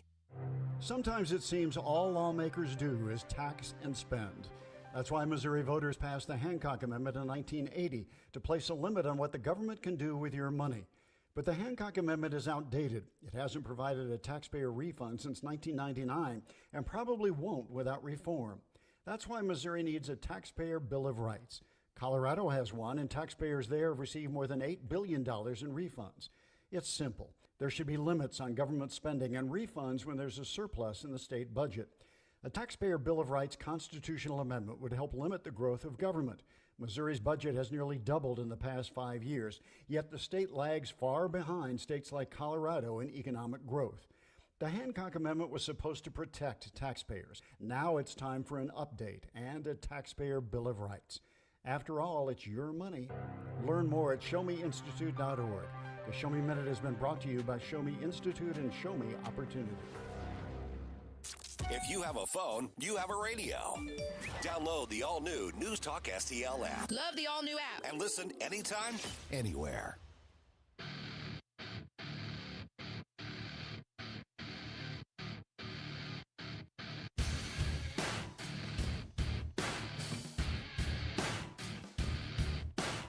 Bill O'Reilly here. Check out the O'Reilly Update this afternoon at 3:45. Right now, it's back to Mike Ferguson in the morning on News Talk STL. That discussion with Charles Goyette is going to be posted on our podcast here probably next 45 minutes, hour, something like that. It'll be up by 9:30. Yeah. It'll be up by now. Okay, so right around an hour, that's going to be up. So I would encourage everybody to put that one out there. Even if you disagree, I think that was a worthy discussion. And there's nothing wrong with challenging the narratives and perspectives, even if that comes from our side. What's the worst that's going to happen? You're going to listen to him and go, no, I disagree. I like where I'm at. Nothing wrong with that. Yeah, I have a copy of his book, so I'm a little bit biased, but I'm about a third through of it. It is phenomenally well written. It does a great job outlining how things are interconnected. Mm-hmm. I highly recommend it. Okay, let's figure out a way to put that up on the News Talk STL bookstore because Gabe was our bookkeeper. For the bookstore, our archivist. And so we need to get the login, and we'll put that book up there. Agree, disagree with it, but I actually really appreciated that conversation. You know, a lot to chew on there. Okay, so on the flip side of what Charles Goyette was saying, when will the U.S. ease up on bombing? The president says not yet. Also, a former area police officer is going to prison. Team USA gets a break in the World Baseball Classic, big break, and a SLU basketball player gets a really big honor. All right, let's go ahead and do one more news dump here. The Morning News Dump, brought to you by The Nutrition Stop. Successful dump. Wake up, America. It all worked out. You know, I mean, they got all the news. The Morning News Dump. Okay, after traveling back to D.C., following a trip to Ohio, and he made a stop in Kentucky to attack one of the most conservative members of Congress, President Trump spoke to the press outside of Air Force One, where he commented on questions about the timeline of the current war in Iran. Most people say it's already been won. It's just a question of when. When do we stop? We don't want to let it regrow, and ideally would like to see somebody in there that knows what they're doing. In other words, they can build a country. Okay, and the Speaker of the House, among others, have confirmed the White House is also saying they are going to go ask Congress for more appropriations to pay for the war in Iran. About $11 billion has been spent already, and we're, 10, 12 days into the war at this point. And reports coming out of Washington, D.C. say the lowest that's going to be requested is going to be about $50 billion, and many say that that's probably too low. It's going to be higher than that. Yeah, $11 billion at this point means that everybody that's a taxpayer at this time gave $71 to this. So it's just going to keep going up from there, and it would be nice if we learned how to actually manage wars more fiscally responsibly, so my generation isn't stuck working until 110 to pay it off. But war is very, very, very expensive. You know, now the question comes down to, and I don't want to think of it in terms of like return on investment because that just sounds very cold and businesslike, but what is the national interest, and is war what protects our interests? I don't even like necessarily war to advance our interest, but war to protect if we're under attack. And so then we have to make up our mind as to whether or not that's actually what's happening. Yeah. All right. Senator Josh Hawley is trying to end FDA approval of the abortion pill. So this isn't trying to ban abortions, but it's a backdoor ban by stripping the FDA authorization and approval for mifepristone. And so mifepristone is that chemical abortion pill that's used for the majority of abortions in the United States. We're actually talking about 2/3 of the abortions. 11% of cases, women who take the drug mifepristone for use in an abortion experience a serious adverse health event. Now, that's the technical term. What it means in practice is internal infections, sepsis, hemorrhaging, a trip to the emergency room, a life-threatening condition in 11% of cases. Okay, the FDA disputes that claim. They say mifepristone is safe and that serious complications are far more rare than that 11%. There are multiple reports that cite that 11%. Others say closer to 1%. Hawley filed similar legislation last year. That did not pass in the Republican majority Congress. Just saying. Okay, a former Florissant police officer going to prison for 2 years after admitting to abusing his authority and searching for nude photos on women's phones. KMOV's Corey Stark has that story. In December, Julian Alcala pleaded guilty to 20 counts of deprivation of rights, specifically the right to be free from unreasonable search and seizure. Alcala was accused of pulling over nearly 24 women in 2024, taking their phones to his patrol car and searching for photos. He has been ordered to pay a $2,600 fine as well. Yeah, this is just gross. And we did have a Rumble comment earlier this morning that the way they found out about this was the officer that did this tried to send the nude photos to somebody from her phone, texted the picture to himself or something like that. I wasn't able to go that far, but there was an attempt to at least distribute the illegally confiscated nudes. That's just evil. Just gross. This guy's lucky that he only got 2 years, to be really honest. Yeah. And hopefully this is part of the sentence is he will never act as a law enforcement officer in any capacity. I don't care if it's filing papers. He should never be anywhere near authority over another human being. Not even as a meter maid. Nope. All right. Sports. Got a few sports things here. Italy beat Mexico in the World Baseball Classic. You say, well, why should I care about that? Well, Italy beating Mexico, 9-1 final score, means that Team USA advances in the World Baseball Classic. We needed a high-scoring game and ideally Italy to win, and that's exactly what happened. So the U.S. will play Canada on Friday in the quarterfinals, which is also known as the knockout round. So this is the winner here, then goes to, obviously, the semifinals. So Canada on Friday. That's going to be on Channel 2. I think it's at 7 o'clock or so. Cardinals lost to the Nationals in spring training. A final score in that one was 3-1. Redbirds do not have a game today. Blues back on the road. They are in Carolina tonight to play the Hurricanes. Puck drops at 6 o'clock for that one. Game is going to be on FanDuel. And congratulations to Slew's Robbie Avila. That's the really tall guy with the tattoos and the kind of nerdy sports glasses. He is named the Atlantic 10 Conference's Player of the Year. You can't miss him. On the Chaffetz Arena, his picture was like a 30-foot picture of him up there. Player of the Year for the Atlantic 10. He averaged 12.6 points, 4.5 rebounds, and 4.1 assists per game. Billikens play again tomorrow morning in the conference tournament quarterfinals because they got a bye from the first round because they are the number 1 seed. Now, if they win the Atlantic 10 tournament, they would get an automatic spot in the NCAA tournament. Now, if they don't win the Atlantic 10 tournament, now they are favored. They're the number 1 seed. If they don't win, they still could possibly get into the big dance. They're going to play either in the NCAA tournament or in the NIT. They have had a good enough season to qualify for the NCAA tournament, but they have to win the conference tournament in order to guarantee that they will be in the NCAA tournament. So we'll see what happens. They don't know who they're going to play yet because the quarterfinal game is being played to determine who they're going to play.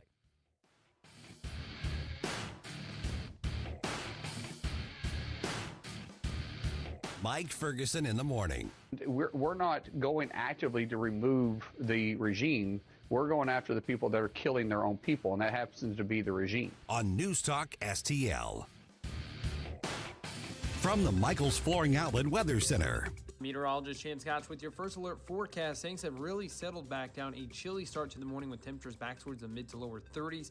This afternoon, highs towards mid 50s, mostly sunny skies. Winds really start to ramp up Thursday night into Friday. Could be seeing wind gusts up to 30 miles per hour. That'll start to taper off into the early morning hours Friday. A high of 61 degrees for Friday, then into Saturday, 63, partly sunny. By Sunday, could see some chances of some rain and even some thunderstorms. That could switch over to some light snow late Sunday night into Monday morning. From the First Alert 4 Weather Center, I'm meteorologist Shane Scott. Fox News commentary with Jimmy Fallon next. I'm Boomer Esiason. My mom died from cancer. She was only 37 years old. She didn't have life insurance, and that was devastating for my family. That's why having life insurance is so important to me. Ethos makes it fast and easy. Get a quote in seconds, apply in minutes, and get same-day coverage. You can get up to $3 million in coverage with no medical exam. Get your free quote at ethos.com/save. That's ethos.com/save. Paid spokesperson. Time spent on application may vary. Online health questions required. Here's Jimmy Fallon. If the mindset of Democrats is that every black person is poor, okay, that's the old Joe Biden. Poor kids are just as bright and just as talented as white kids. That is so psychotically racist. But anyway, take it a step further. But if the mindset is only poor black kids are poor in this country, which is obviously demonstrably false, what do those parents need in order to get welfare benefits? They need ID. So the point is, this is all a farce. Why? Because they know people are voting illegally in elections. Look at it like the Olympics. If there was one country fighting to the death to ban drug testing, you'd automatically assume it's because they were using steroids, and you would be correct. It's no different when it comes to voting. If one party is fighting that hard to ban, for all intents and purposes, drug testing, which is make sure you are legally eligible to compete, you'd go, well, they must be cheating. For more commentary like this, go to foxnewspodcast.com. Jeffco Patriot Radio. Hey guys, Billy Crow here from Jeffco Patriot Radio. As we follow the important issues facing Jefferson County, if you want to stay informed on Jeffco politics, especially in this all-important midterm election year, make sure to tune in this and every Sunday at high noon here on NewsTalkSTL. Jeffco Patriot Radio. If it's a big story in Jefferson County, you'll hear about it on Jeffco Patriot Radio. Sundays at noon on NewsTalkSTL. Rhino Shield is engineered to outlast paint by a lot, backed with our 25-year transferable warranty. Paint a house, shield a home. We do brick, block, stucco, asbestos, steel, aluminum, cedar, and more. We are the only coating company selected by Disney, This Old House, and 3 times on HGTV's Curb Appeal, where all 3 episodes concentrate on unpainted brick. If you maintain or own a business with a tired-looking building, you owe it to yourself to look at Rhino Shield and our beautifully durable color schemes. Evaluations are free. We're making buildings pop and be noticed again, from Champaign to the Lake of the Ozarks, exceeding expectations every day with our products, people, and performance. Now is the time to call 877-25-RHINO, 877-25-RHINO, or go to 877-25rhino.com and see how honest and transparent we really are. Tell them, ladies. Don't paint, don't vinyl, go Rhino Shield. Never paint your house again. Rhino Shield. What happens next? Our objective is to defend the American people by eliminating imminent threats from the Iranian regime. Happens right here. They're an evil regime, and this was the final straw. 101.9 and 94.1 News Talk STL.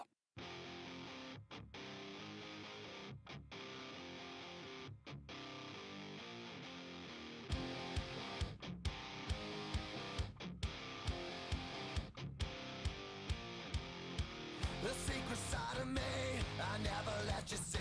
I keep it caged, but I can't control it. Hey guys, Billy Crow here from Jeffco Patriot Radio. Hope you had enough time to freshen up your coffee, because now we're back with Mike Ferguson in the morning. Okay, a couple hours ago, we had a conversation with, I'm going to mispronounce her last name, Leah Vukmir. She's with the National Taxpayers Union, former state senator in the state of Wisconsin, who's been up close and personal on the tax fights. And she gave us an update. The National Taxpayers Union is pouring into the campaign to get rid of the income tax in Missouri. And I learned a lot from what she had to say a couple hours ago. So I want to revisit that, including a phone call that we got that really challenged her on what could happen. Here's how that discussion went. Now, Leah Vukmir from the National Taxpayers Union joins us right now. And Leah, thanks for being on the program here. Because first, you all are bringing some national ammo to this fight. But you've been there and done that, having been in the Wisconsin legislature, state senator as well.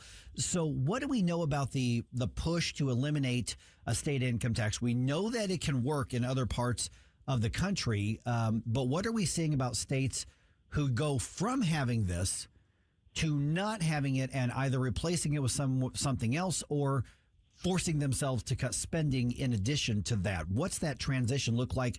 Who's done it well? how do we allay the fears that, the roads aren't going to get fixed and police aren't going to be around and, dogs and cats are going to live together and we're just going to have a horrible, horrible anarchist world now? Well, good morning, everyone. Thank you so much for having me on the show. And yes, it's exciting. It's an exciting time for your state, and I hope your listeners will be ready to vote and support this resolution that will be on your ballot in November, provided it gets through your legislative chambers. It's already passed one hurdle in your House. Today will be a final vote, and then it'll go over to the Senate. And what we're talking about is a resolution which will eliminate over a period of time your state income tax. And it's a vote that is put to the people. And the people will decide whether or not they want to do this. And you're right, there is a huge trend across the country to start moving in the direction of eliminating completely income tax. And already we have 9 states that have no state personal income tax: Texas, Florida, Tennessee, Nevada, Washington, Alaska, Wyoming, South Dakota, and New Hampshire. But in recent years, other states are making very successful efforts. North Carolina, Indiana, Kentucky, Mississippi, states close to you, I might say, Iowa and Georgia. And so it's exciting to see that you have leaders like your governor. You have the Speaker Patterson, Representative Bishop Davidson was managing the bill or the resolution on the floor. And it is a trend, and it is a positive trend. And the states that move in that direction, guess what they find out? People start moving to the state. People start putting businesses in the state. They want to live in an environment that values their work and doesn't take money right out of their paychecks right off the top before they even have a chance to save, spend, or plan for it. So it's a positive direction for your state, and I commend your leaders for the work that they're doing. Commend you all for talking about it, because it really will be up to the people to decide, and that's a great democratic process. Leah, you would think that most people would intuitively think, oh, great, I have the opportunity to lower my taxes. I'm all about it. But there seems to be this sort of inherent resistance, at least in some quarters. I don't know if it's like Stockholm syndrome or what, but what do you feel like is the biggest pushback against this sort of change, and how do we go about combating that instinctive resistance? It's a great question, and I think what people have is a knee-jerk reaction that the sky is falling. This is going to put a huge hole in our budget, and we're going to be in a more difficult financial situation. And, interestingly enough, in your own state, over the course of the last 7 to 12 years, you have gradually lowered your income tax brackets. And what has happened is, and I heard this information when I was listening to the debate on the House floor the other day. Of course, yes, I'm a geek, and I was listening to your Missouri debate. In your state, what has actually happened is you've seen an increase in revenue over the period of time that you have actually been moving in the direction of lowering your income tax. So it's astounding to me that people don't understand that what this does is it broadens the tax base. It makes taxes more fair to more people. Because right now, what you're operating with in Missouri goes back to the 1930s. And you have, I think, 216 sales tax exemptions. You have decades of carve-outs that are secured by special interests. And how is that fair? But going to the elimination of the income tax actually creates a situation where it's more fair to more people. And again, your lawmakers will decide if this gets passed in this session, the exact specifics on how this will be done. But what I know for sure is that you will use triggers, which means you will not move faster than your economy is growing.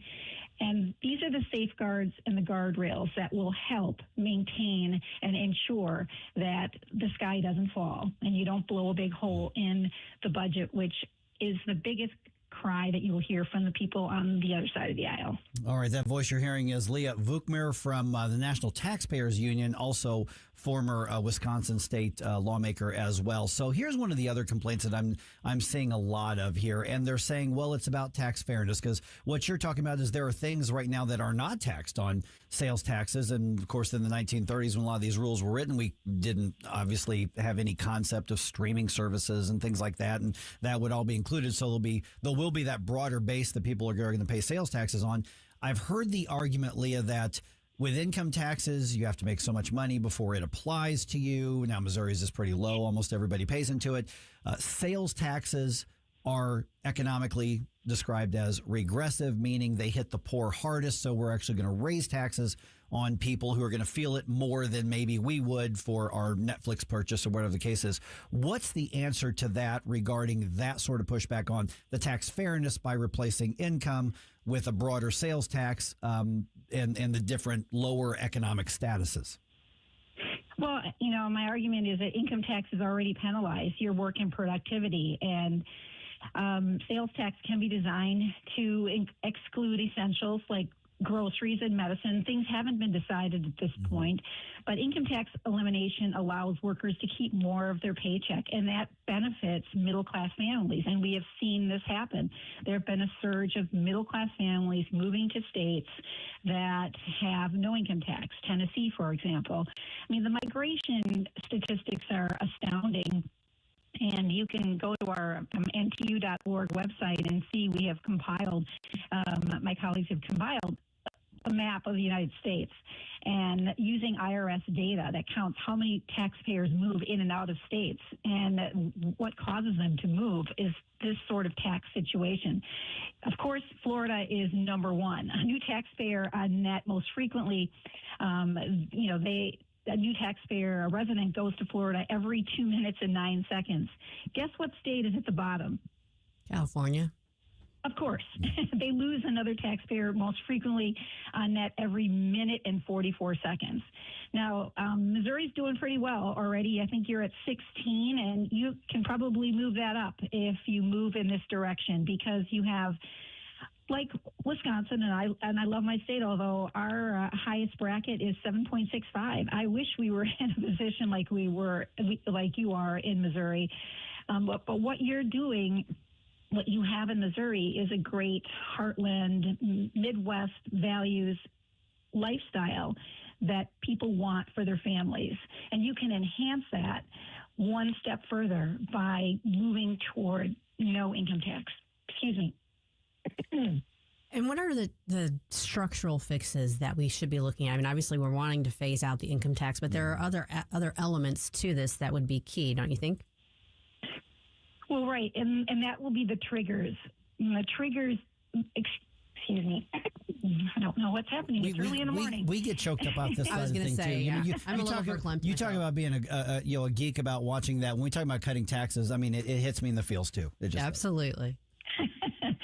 Okay, but what we have to understand is the proposal doesn't eliminate it all at once, and this is, I think, the part that the good citizens of your state need to understand. It lowers the rate slowly when the state collects more revenues than expected. So it's kind of like a ratchet that only turns down in one direction. So you start at your current income tax rate, which is 4.7, and then every year the state will look at how much general revenue comes in. If the revenue grows at least $20 million above a set baseline, then the income tax rate automatically drops 0.01%. So every time the state hits another $20 million increase, the rate will drop until it gets below 1.4%.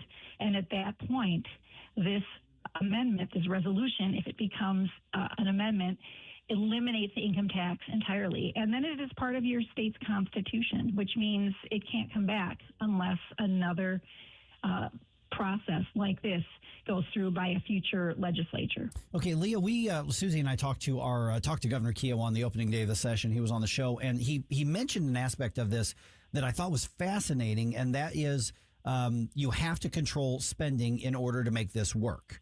Absolutely. And he, of course, Governor Keogh, I've actually known him a long time. He said something to the effect of, if you keep putting feed out there, the hogs are going to keep eating in the trough if you just keep feeding them. So it's a way of restraining that in the way that, we like to talk around here. But the other aspect of this is, what have we seen in other states who have done something similar as far as getting rid of a tax and replacing it with something else? Is there a history of that restraining government growth and restraining the spending because it's just not allowed because the dollars just aren't there? It's an absolutely important part, and I was getting to that part, and I'm glad that you brought it up, because you can't have this discussion if you are a conservative without talking about spending restraint. It goes without saying. And yes, the other states that have done it. Now, Iowa is a great example for me because they've dramatically reduced their personal income tax, and they're moving to a flat tax system. They haven't done it completely. They're not going to a complete 0%. But they have done it in such a way that it's a bit early because they just did it, but they are including spending restraints in that. And I think that's the will and the resolve that you will have to see that will couple any resolution that gets passed and put before the voters. They have to go hand in hand. Leah, we just got a minute or so left, but are you up for a question from our audience? Sure. Okay. We've got Bill. Yeah, Bill is a union member in Missouri who just had a quick statement about Bill, you're on now. So you're on with Leah Vukmir from the National Taxpayers Union. Which question, just so you know, Bill, I just got a minute or so left. So we have a lobbyist for us, and he just came back and said inside that law that you're trying to pass, you're actually going to hike up the state sales tax to 19%. And that's like smoke and mirrors. Did you say 19%, Bill? 19%. 19%. That's what Okay. it came back with. So you got to find the money somewhere. When you give us a treat, you got to pay for it. Okay. All right. Hey, Bill, thanks for the question. Okay, Leah, 19%. I have not heard 19% of our sales tax. No, and this sounds like a classic tactic, scare tactic done by lobbyists.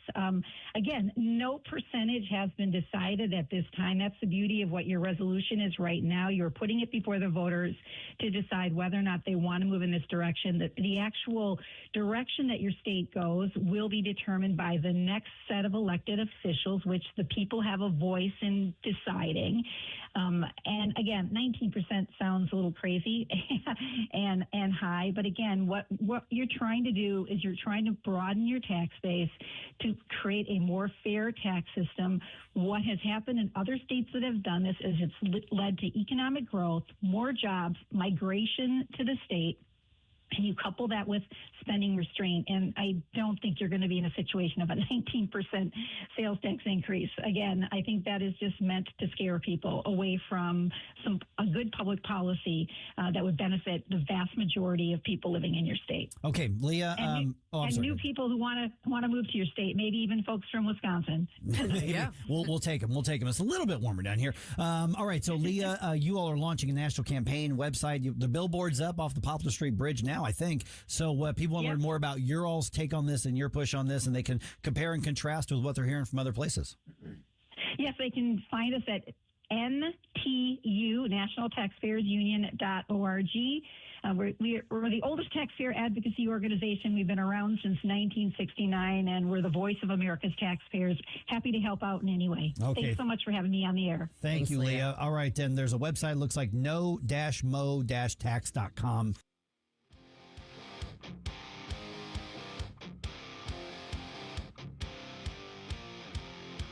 The secret side of me, I never let you see.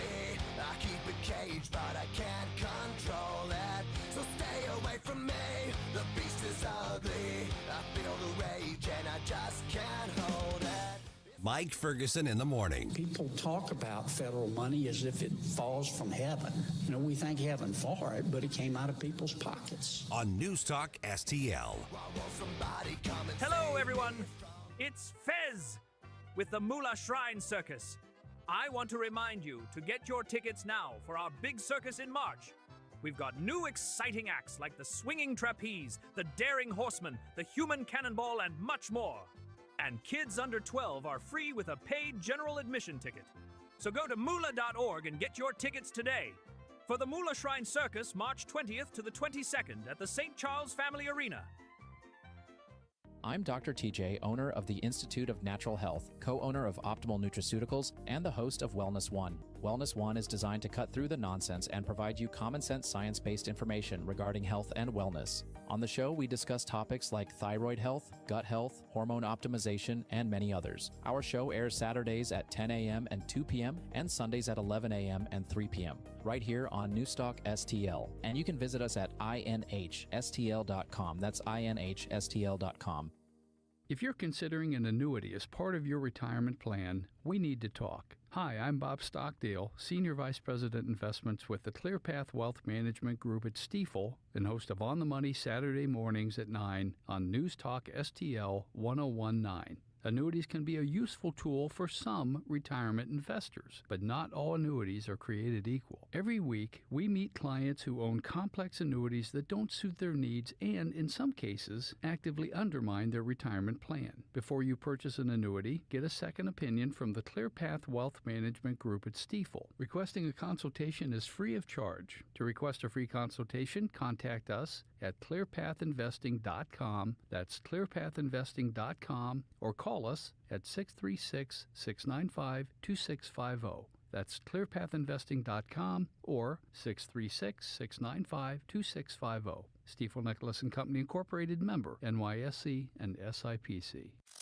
The Vic Porcelli Show. Iran has sleeper cells in Colombia, in Kansas City. Who knows how close to St. Louis? We'll find out with Michael Letts from InvestUSA.org, Thursday at 10:41. Weekday mornings at 9 on News Talk STL.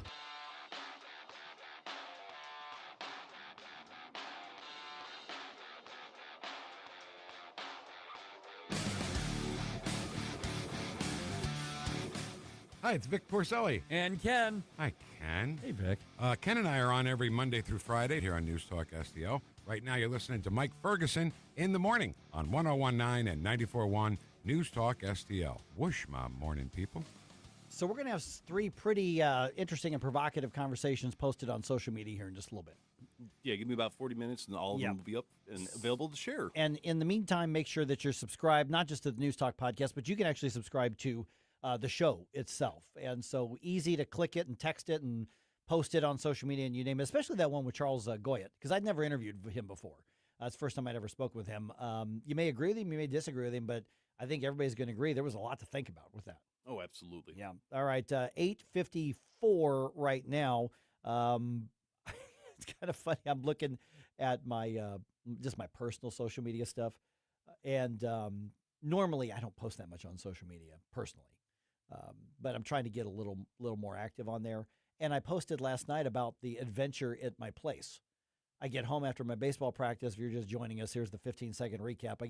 I get back. I go into to a spare bedroom, which I've made into a workout room, basically. And it turns out that I've got a bat. Ooh. I've got a bat. Wingspan, like 5 to 7 inches. The thing is flying all over the place. So I let him simmer down, close the door. I go back in. He's like hanging on the blinds. Got a picture of it because I figured somebody's going to want me to send and say, okay, what kind of animal is this? So I could send that. Well, I guess he didn't like, the paparazzi taking his picture, because then he started squeaking and flying around all over the place again. And I shut the door because I'm not going to try to catch it out of the air because I could hurt it. And then I go back in and I can't find the darn thing. That's not good. I was like, what's worse, a bat flying around your room in your home, or a bat's there and you can't find it? You got the Batman bat experience. Exactly. I mean, and I thought, like, for instance, in that spare bedroom closet, I've got like my camping stuff, and so I'm like, well, there's a lot of hiding places in there. And I'm pulling all that out. Nope, not in there. Maybe there's a couple drawers where I keep some T-shirts or like cubby things. No, not in there. And animal control officer I was on the phone with, and I didn't catch her name, but she was really cool. And she said, "Do you have an air vent?" Yeah, I got an air vent. She goes, "I guarantee you that's where it went." I almost guarantee. She didn't fully. She goes, "I almost guarantee you that's where it is," because it turns out between her and a friend of mine who used to do pest control, they need about a half an inch in order to squeeze through something. Well, that can get you through an air vent. Well, that's all they need. Yeah, they could really apparently, and the air vents, those are 3/4 to a full inch, on those vents. And so we're pretty sure it's in my HVAC system right now, because this was late, and they said, when you've got eyes on it, we'll send somebody out. Otherwise, we got a few other calls, which makes sense. So I got to get back, and then knowing that there's a bat somewhere that I have to chase down, and then I can let the professionals come take it. I don't mind catching the bat and putting it out there, but I'm not a professional, and truly, I don't want to hurt the critter because bats are actually really good for your ecosystem. You definitely want bats, and I don't want to hurt it. But I also, I don't need another pet. So after the show ends, at some point you have to voluntarily enter a confined space with a known bat on the loose. Yeah. Props to you, man. I'm not picking that fight. Yeah, no. So, and I just need to make sure he's there. And should I name him? Ooh. Yeah, I put that out. Somebody said, no, don't name him. Then they have squatters' rights, and then you got to. So I'm going to look at it as this is an undocumented flying mammalian immigrant, and I am in the process of the deportation effort right now. That's due process. Do you know what they call bats? Chicken of the cave.